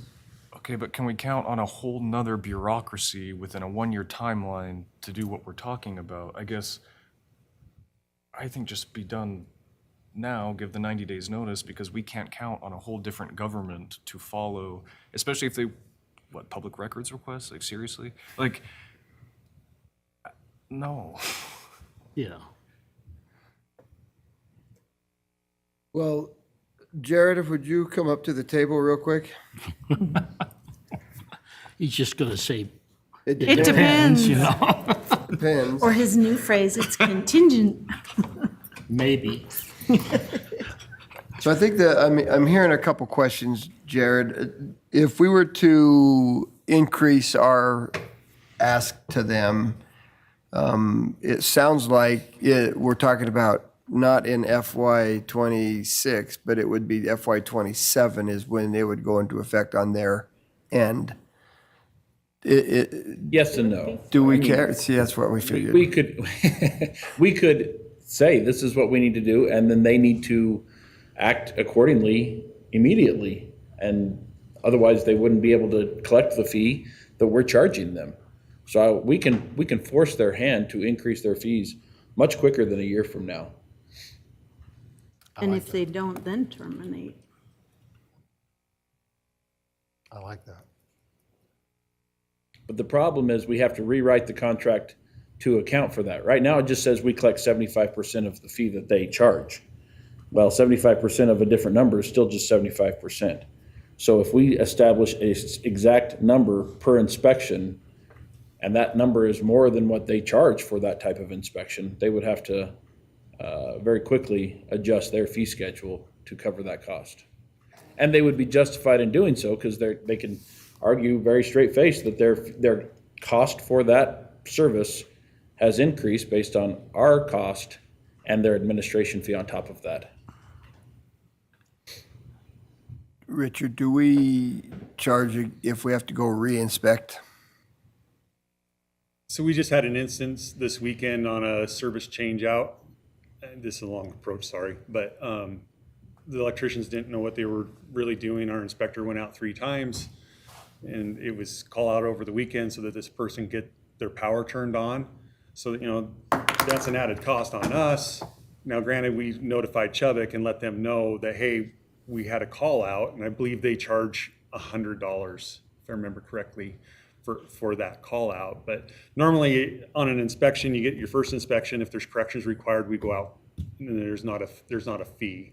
If we have to go out more than that, then we charge a re-inspection fee. And I'd have to double check what that is. I think it will change if we get our new ones, but I think it's like $45 or something like that. You know, I guess a combination of what we might do here would be to issue a termination notice, and if Chubbuck so desires to find a way to reach a medium, let them propose something to us that we can find acceptable and come back and do it then. But let's force their hand to begin a process here. I like that suggestion. I can live with that. That's a good idea. I would rather play offense than defense and come to them and say, look, this is what we're charging you, get in or get out. And not let them propose something to me. I want to make sure that all of my side is covered. So, hey, this is what we're charging you. Either play ball or you're not playing ball, because that really forces their hand versus the opposite, I feel. So if we have a number in mind, I'd rather do it that way. Mr. Mayor, may I respond? Yeah, absolutely. I think if we issue a termination notice and give them 90 days, in October, this contract ends. Right, oh, I agree. If they think they need our inspectors, then they need to come back with a proposal, and we can say no. That's not saying we're going to agree to their proposal. It's simply saying, what do they think they can do? How do they propose to solve the problem? And then we can sit down and look at it. Richard can analyze that proposal, look at what the income is going to be, the probable number of inspections. Maybe they'll be a little more friendly to giving us the information we need to really put a good proposal together and put the ball in their court. And if they think they can do this without us, then let them go. If I can respond Yeah, to Council. that.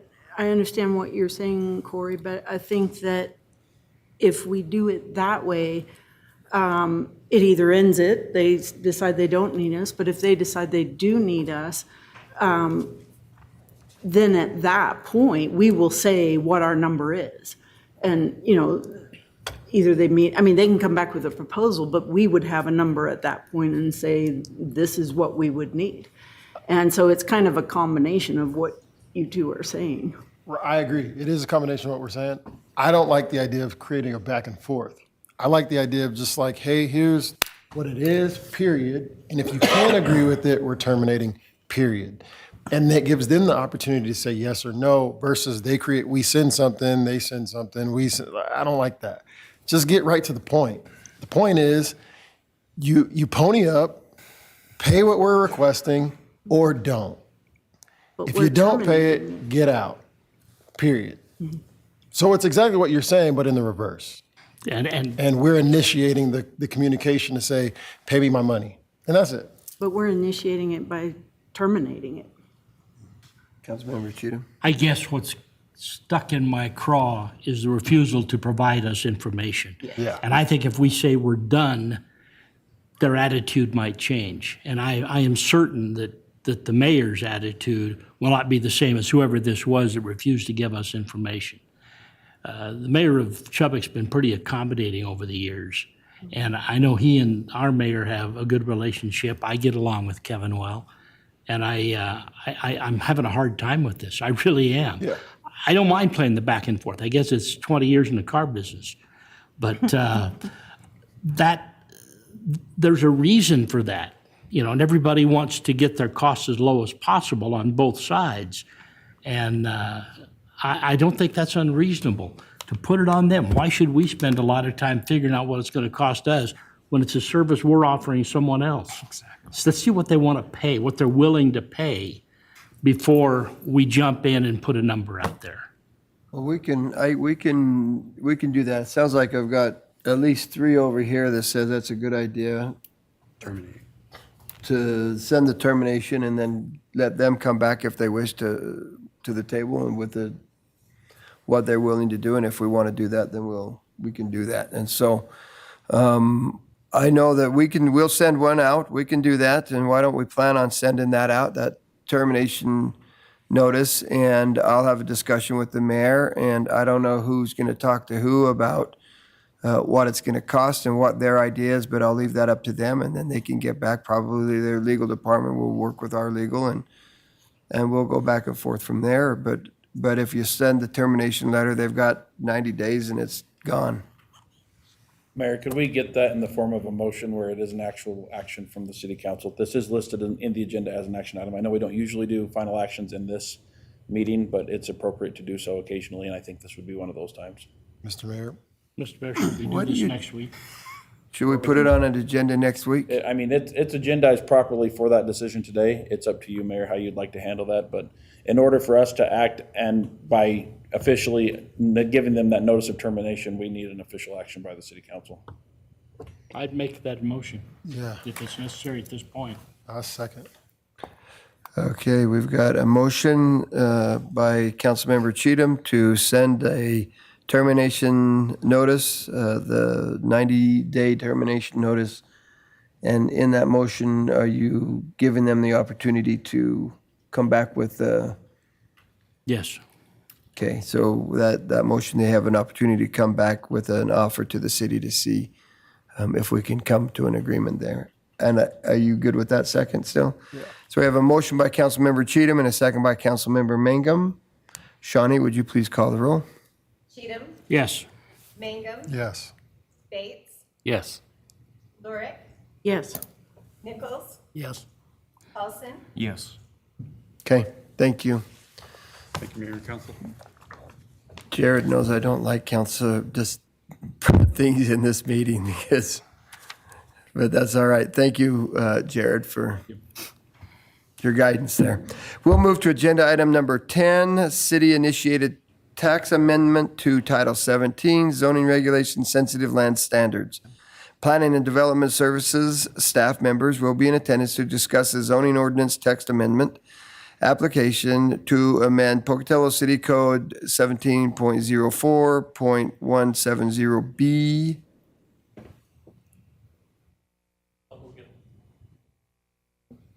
Okay, we're going to move to agenda item 11 then. Fiscal year 2026 budget discussion. Council, Are we skipping 9? I'm sorry. Yeah, we are skipping 9. Agenda item 9 has been pulled from the agenda. Sorry that I knew that. I just was jumping out of there. So, Ann, would you like to go now or would you like to wait? Okay, we're going to go now. Agenda item 11, fiscal year 2026 budget discussion. Council will review public comments public comments and council decision from August 7, 2025, public hearing.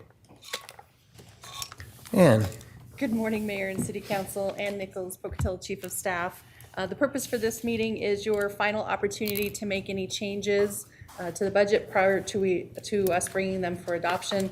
That would be the ordinance for the budget, as well as 2 resolutions, one for fees and one for the use of foregone.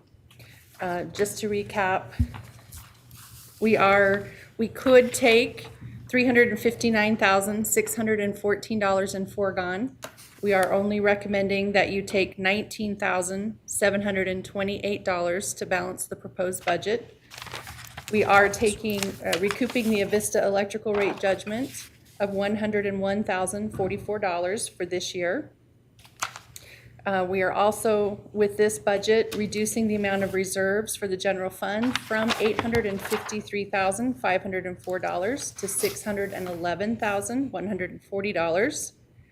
And the final L2 numbers did come in a little higher, which is why we are able to make these recommendations to you. Council? Questions? Councilwoman Lurk? Just a Council President, sorry. That's okay. A comment about the use of foregone. I appreciate you looking at other ways to lower that number. I think there's different views on the council as far as taking foregone or not taking foregone. And if we have something else we can use this year, then next year we do something different. So I appreciate looking at that and getting it to a point where there's sort of a comfort level for everybody, even though we have different views on that. Sort of philosophically, I'm in favor of taking foregone. I think that is something that we should do, but I like what we're doing with this budget, and I appreciate you putting that work into looking at ways to kind of make everybody feel good about the budget. And I think we've gotten to a very good place with this budget. So appreciate all your work and all our staff, actually. Super, thank you. Any other questions, comments? Actually, Yes. what does AIC mean? I'm sorry? AIC? Association of Idaho Cities. Oh, that's okay. They help us with their projections for a I lot of get our you. state Okay. revenue, I didn't know yes. if that was a fund or something. No. Okay. Mr. Mayor, if you'll indulge me just a little bit, because I understand I've been in the minority as we've talked about the budget, and you know I don't want to rehash everything. I do feel I would like to see us not use any reserves to balance the budget. One thing I have concerns about that has been brought up in the public comment, and I just haven't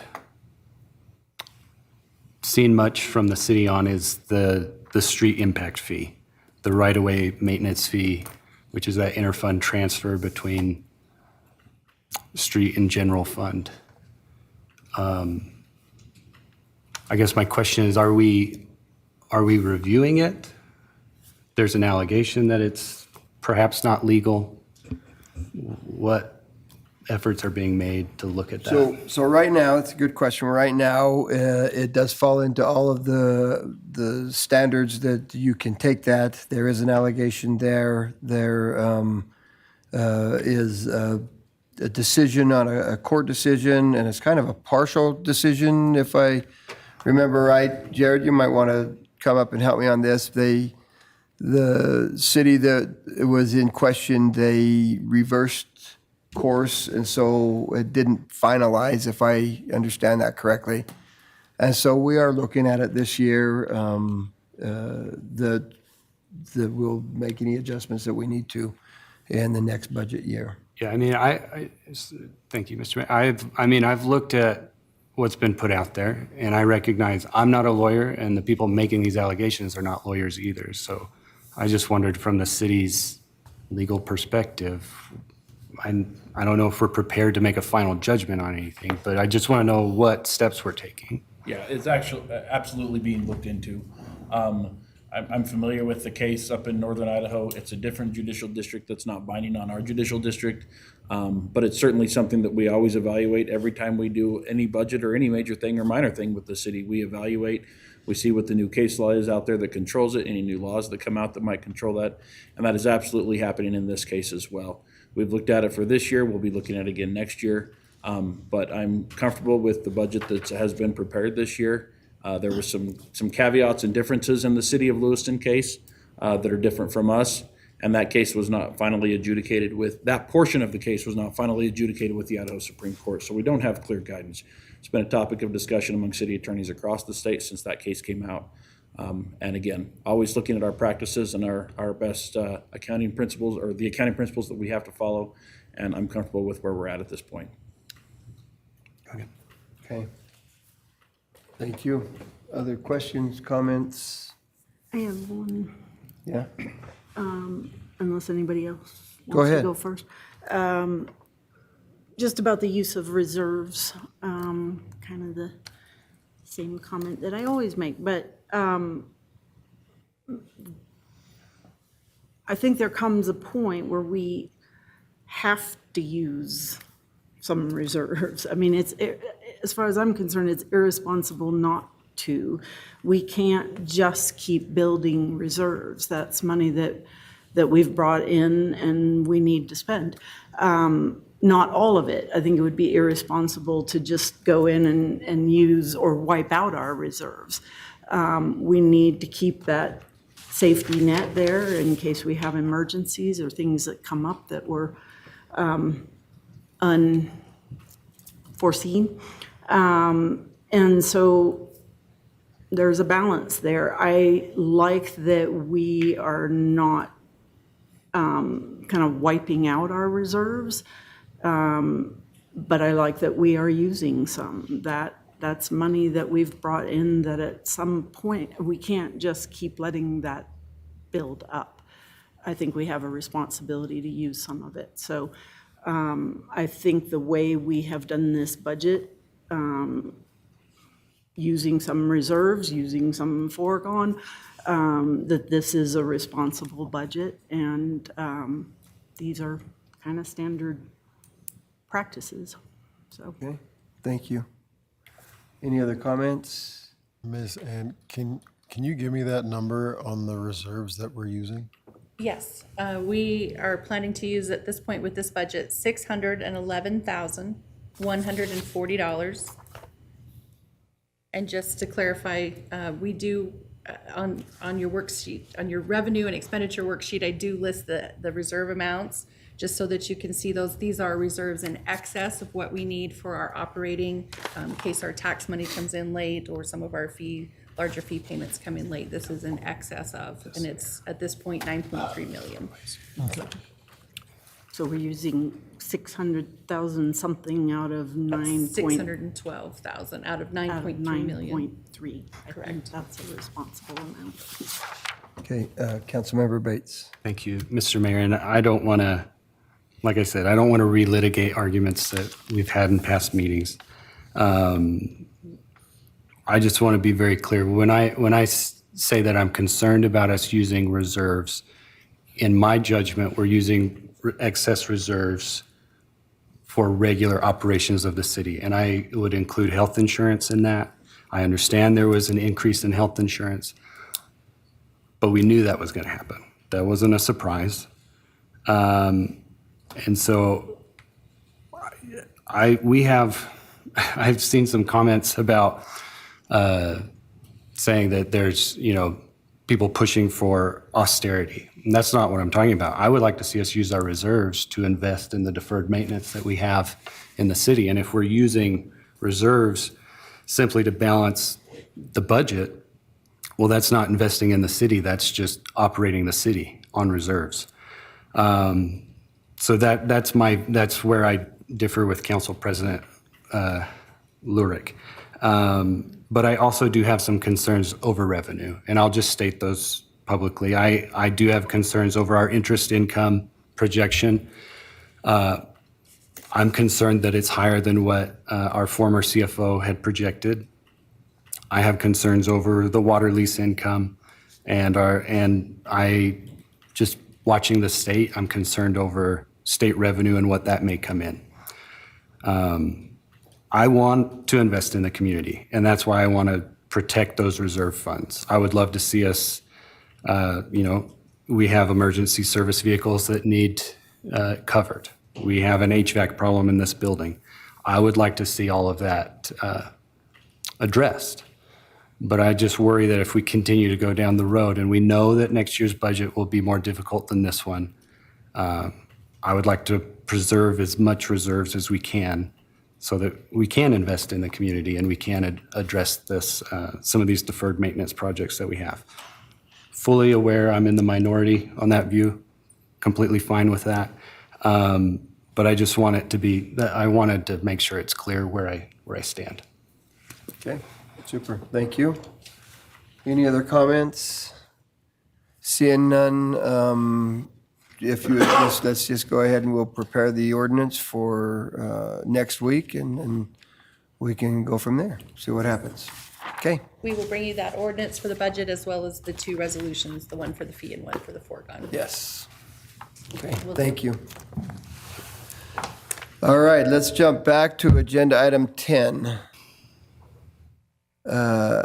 Agenda item number 10, city-initiated text amendment to Title 17 zoning regulations, sensitive land standards.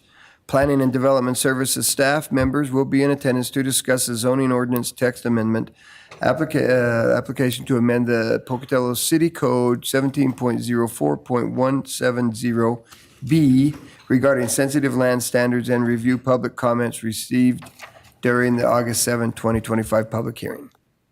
Good morning, Mr. Mayor and Council. Jim Inglesey, Long Range Planner for the city. As stated, we held a public hearing regarding this proposed amendment last week, and we are here to answer any questions the council may have regarding this amendment to our sensitive land standards. Just to give a reminder, this is allowing for an exemption of density and clustering standards within what we designate as a wildlife habitat protection area under elevation 4,700. Within your packet, you have a map of those areas that would be affected with this language change. And so with that, I would help answer any questions that the council may have. Mayor. Okay, I've got two, Councilmember Cheatham, Councilmember Paulson. Mr. Mayor, I read this when we had it on August 7th in the public hearing, and I've read it again twice this week, and I still don't know what we're doing. Could you just give me a Disney version, Jim, of exactly what this is going to do? Yeah. I think it's best to look at the map to help describe it. The Wildlife Habitat Protection Area is an area that Fish and Game designate as where they monitor mule deer population.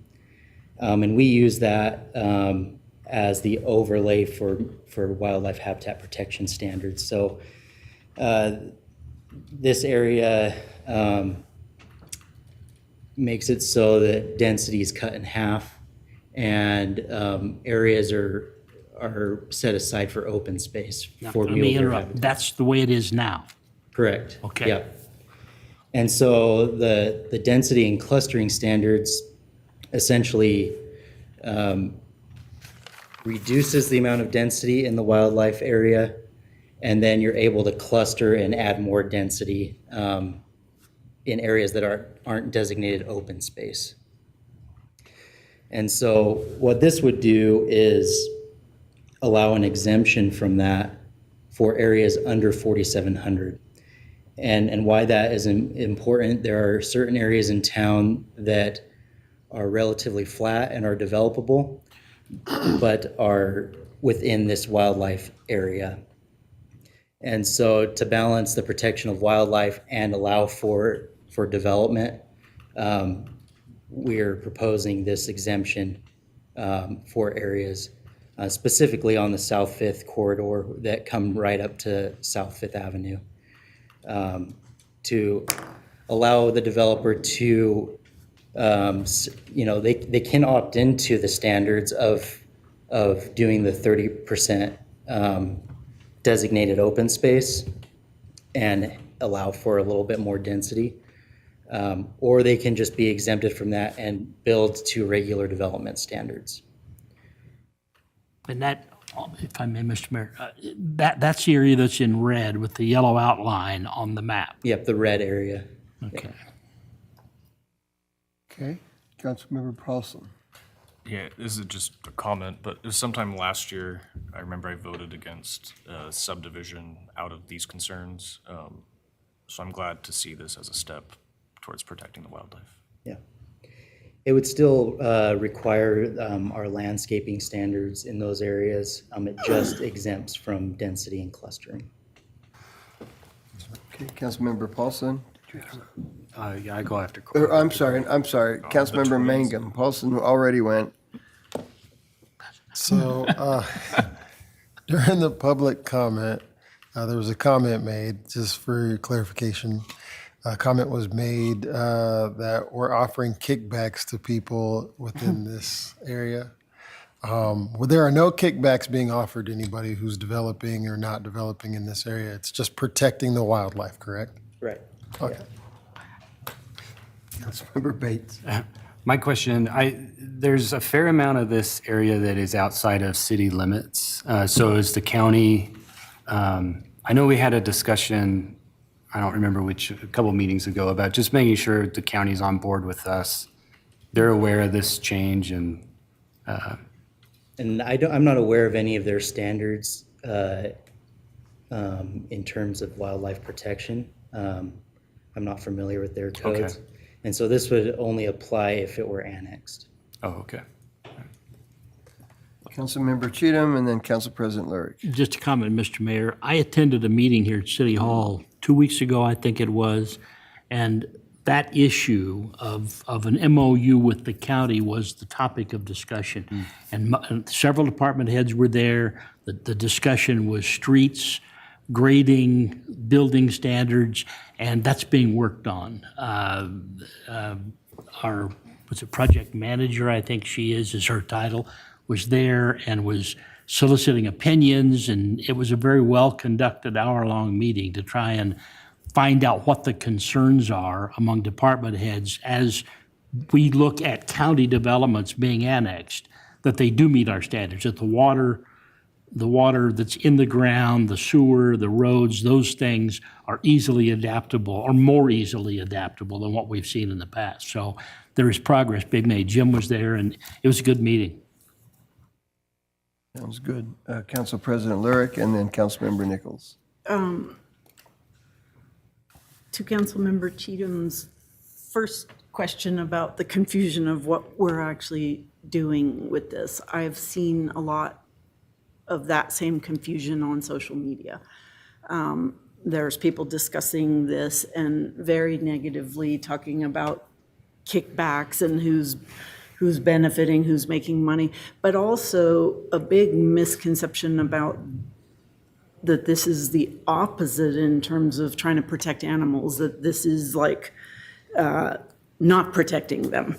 And so I'm just wondering if there's a way to, put out something, a statement on our social media websites to address what we are actually doing with this, the intent, to kind of make it, I know you have, but to make it a little bit clearer, particularly on those 2 points, that there's no benefit, especially like financial benefit to anybody decide, in terms of what they decide to do or not do, and what we're trying to encourage them to do or not do.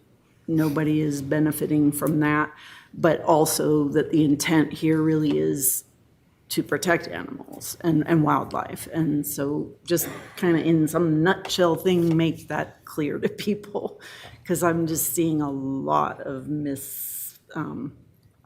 misperception over this item out there.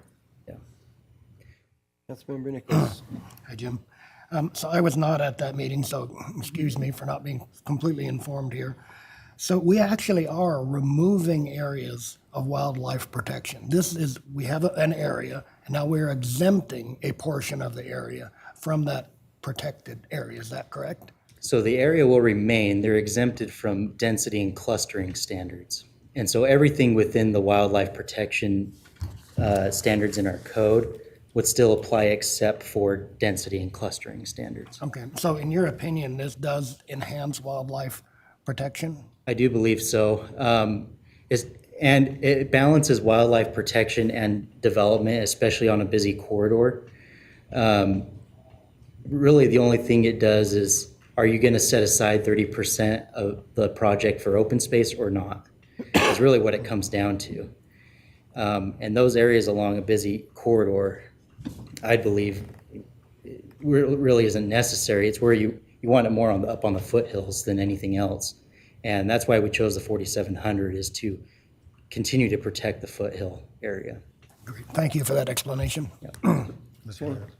Councilmember Mangum, and then Council President Lyric. This plan has kind of been, not kind of, but it's been in partnership with Fish and Game. As they're monitoring where the animals are and where the wildlife is, and that helps us to navigate within city limits how to create or how to reinforce these standards of clustering and density, correct? Right. Okay, so can you break it down to me? So up in the foothills kind of area, we're not going to be able to cluster as much, and we're not going to be able to have as much density in those areas to allow the wildlife to be able to kind of roam and to live and frolic, correct? So the foothills, we want clustering. So We want clustering more. would allow everything to be built in one area versus the whole site. Okay. Yeah. So, but not only is this, when I think about this, it's not only protecting the wildlife, but it's also protecting the people too, right? Because as you're traveling and driving around, especially that South Fifth area, if you're not really sharp and paying attention, you might hit a deer or a deer hit you, turkeys and other wildlife. And so it's a cohabitation approach, if you will. Yeah. Am I right? Am I? Right. And the interesting thing with the fish and game data is that it shifts all the time because it's just based off mule deer population where they're going. And so if something is developed, the deer will respond to that and will move or shift however. But that won't stop them from going into developed areas anyway. Right. And so, this area may shift over time, but we try and keep it static for a certain period before moving to new data. So how long do you feel this plan, the specific map will be good for us to? I think the previous map before we adopted this one in the comprehensive plan was 10, 15 years. And so I would say around that. Okay. Okay, Council President, and then Councilmember Cheatham. I just would like to comment, I really liked your statement that it's about balancing wildlife protection and development. I think that's an important point to emphasize in what I was asking for, that sort of clarification for the general public, that it's about balancing those things. So it would enhance wildlife protection in your view, but that we're balancing that with development, because that's another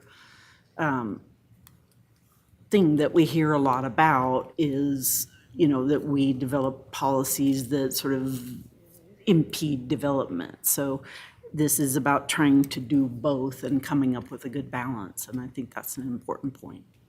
And additionally, what we heard when we did the comprehensive plan, people wanted limited development on foothills and allow for increased development on the flat valley floor. And so where we see these wildlife areas on valley floor, I think we need to find that balance to allow more development on valley floor and then limit more on the foothill, which is what we believe this is getting at. Councilmember Cheatham. Mr. Mayor, I spent several years as chairman of the Idaho Fish and Game's Wildlife Feeding Committee here in Pocatello and learned a lot about mule deer. They're very migratory. The deer on the east side of the interstate end up just this side of Soda Springs in their migratory area. They migrate that far, 40, 50, 60 miles, some even further as winter approaches. And this area that we're talking about has been a traditional migratory area for deer. But when the interstate was built, it cut that in half. It stopped that migration across the interstate and stopped those deer from going long distances where they've traditionally stayed. And I think this plan is as good as we can do and have a city in the Portage Valley. We're not going to stop development, and this gives some respect for the resource, the wildlife resource that exists here. Not only mule deer, but sage hens, all kinds of other kinds of critters that live and frolic where the deer and the antelope play. No, where the mule deer and the sage hens play. But it is an important area, and I think we see it when we look at the accident rate on South Fifth, on Bannock Highway, the number of deer that we find laying along the road dead. And for everyone you see, what we saw in the Wildlife Feeding Committee, there's 3 or 4 laying out in the brush that died that aren't being picked up. And there are a lot of deer killed with accidents between automobiles and wildlife. And this is as good a plan as we can develop and have a city in this valley, because this is a traditional wintering area. It has been for tens of thousands of years for these animals. Super. Okay. Thank you, Jim. We'll see this on our agenda next week. Thank you. Thank you. All right, council, we'll move to agenda item 12, council advisory board updates. This time has been set aside for the mayor and council members to give an update regarding recent advisory board activities. I forgot where we started last time. This end. We started over there, so we're over here. Oh, thanks. Airport Commission did not have a meeting this last month. No business to be enacted. We had a very busy Bannock Transportation meeting, and I can't tell you what we did. Maybe you two who were also there will be able to fill me in. It was a good meeting, talked about a lot of good stuff, and what it was, I don't know. But yesterday, we had the Southeast, or the Senior Center had a board meeting, and several good things happened. There's a big historic home tour coming up on September 13th. The Legacy event that'll be held at Purse Park is coming up on the 27th of September. The financials for the Senior Center this month, they lost about, gotta find that number, $8,600 this last month. Their income was less. They still are seeing a problem with congregate donations are less than $1 per person who goes over there to eat the lunch meal. There's a seemingly an old-time attitude that this is a free meal. And those who show up are, for the most part, are not contributing. They took a total of $1,534.83 in congregate donations for a total of 1,796 meals served. The business, their lunches continue to grow. The more and more people are coming, not only for the food, but for the social ability of getting together with other people at least once a day, Tuesday through Friday. So it's very successful. The reimbursement rate that they're seeing is $4 on the SECA contract, and they average a little less than $1. So they're getting about $5 a meal, but it costs almost exactly $10 to produce that meal. And they're leveraging the food bank and every food sale that comes along to provide those meals, and they're pretty good. Yesterday was barbecue chicken, and it was delicious. You got a leg and a thigh, and it's a quarter of a chicken. Really, really well done. But they're working on a program to try and find a way to get that message to those who come over that if you can't afford to pay for lunch, come on in anyway. But if you can afford, chip some money into the pot to make sure this is a long-term resilient program that's going to last. They've got a golf tournament coming up. They raise a lot of money in these kind of programs. They've got a golf tournament coming up out at Riverside. That'll be, can't tell you what day, it's not even on the brochure. But that's one of the big fundraisers they've got coming up. The big piece of news is Idaho Purse turns 99 years old this Saturday. And there's going to be a general open house at her home for people who would like to come and wish her a happy birthday and help celebrate her 99th birthday between 2 and 5 o'clock this Saturday. And I think every one of us ought to show up for a minute and congratulate her on making that milestone. End of report. When is that again? It's this Saturday, 2 to 5 o'clock. Super. Thank you. Council President. Okay. Village Bannock Transportation, go ahead. Thank you. I appreciate that. I was just trying to remember myself. What did we discuss? It was a good meeting. I remember that. I know we approved some amendments to, there's two major plans, the TIP, which is Transportation Improvement Program. Yes, I was trying to remember, what is the P? Transportation Improvement Program, we discussed that and made some amendments. And then also, and I can't remember what it stands for, but I developed the nickname, which has now been apparently adopted by the state. UPWUP. The UPWUP. What does UPWUP stand for? I don't even remember. I can't remember either, do you? It's another major plan that All they deals call with. it is UPWUP. Yeah, something about planning.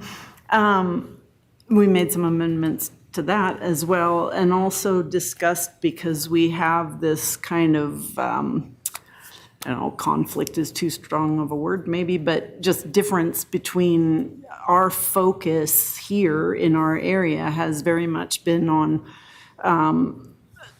sort of a bike pedestrian friendly area. And then there was some new legislation passed that kind of affected our ability to have that focus.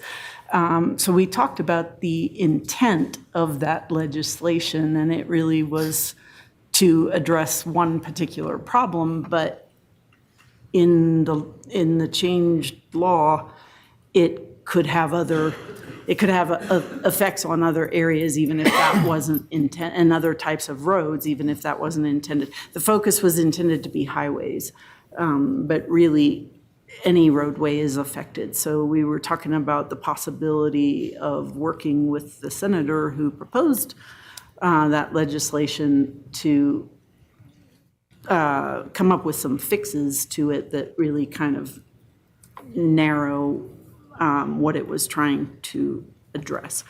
Those are the things that I remember our discussion being around. I will let the mayor maybe fill in if you remember anything other than that. Yeah, I think you covered pretty much the major things that we talked about Yeah. in that Bannock Transportation meeting. And one other thing that isn't really, it isn't about, planning or what we do in that committee, but just the transition from, UPWUP stands for Unified Planning Work Program. Thank you. The TIP and the UPWUP are the two main plans that we deal with in that, with regard to transportation on that committee. So thank you for looking that up. I cannot remember what it stands for. But we are transitioning very nicely from Maury Byington to Devin Hillam. And actually, this was the first meeting where Devin ran the meeting and sent out the agendas. And, we did approve, we talked about collecting data.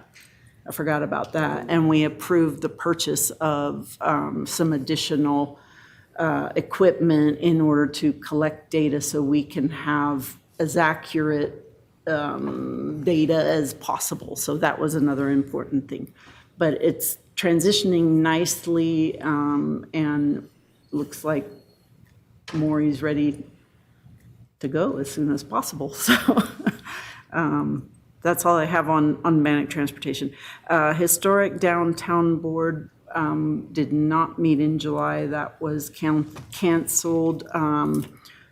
We didn't really need to meet. They're just proceeding with activities. Everything is going well. They're having a very, very good summer downtown, and so a lot going on. And we will meet in August. I think we meet in the fourth week. And then PDA, we had 2 meetings, Pocatello Development Authority. Our regular meeting in July was, the main item was the budget. And we approved the fiscal year 26 budget for the PDA. That was really the main thing we did. But then the following week, we had a special meeting about the TIF district. I was trying to think which, the Naval Ordnance Plant, the NOP, Urban Renewal Area. URA is basically the same thing as a TIF. And we had approved moving forward with closing that district, but the commercial tax assessments came back and were a lot different than anybody was expecting. And so it actually is not to our advantage to close that right now, so we voted to keep that open. And that was the point of the special meeting. My last thing is audit and investment committee, and we had our quarterly meeting in July. The main topic of discussion was a need to change our bylaws for that committee that specifies who, not who, like which people, but which positions are on that committee in order to be able to move forward with our CFO leaving and it being very specific as to who needed to be on there. We changed the wording in order to make that a little more flexible. And we also would very much like Chantel, sorry. And she's the budget manager, is that correct? And we felt, I mean, everything we do on that committee is directly related to the budget, so it was kind of important to have her and that position on our committee too. So that was one of the main purposes in changing the bylaws language so that we could add that position as well. It's the ordinance, actually. I'm saying bylaws like it's a, nonprofit or something, but we need to change the ordinance. So those were the main things we discussed. We did talk briefly, not actually discuss it, but interest income analysis and how that is done. And Bonnie and Chantel are working on a plan as to how you mentioned, the estimate and being a little nervous that the estimate was different than, or the estimate for our budget being different than the former CFO had said.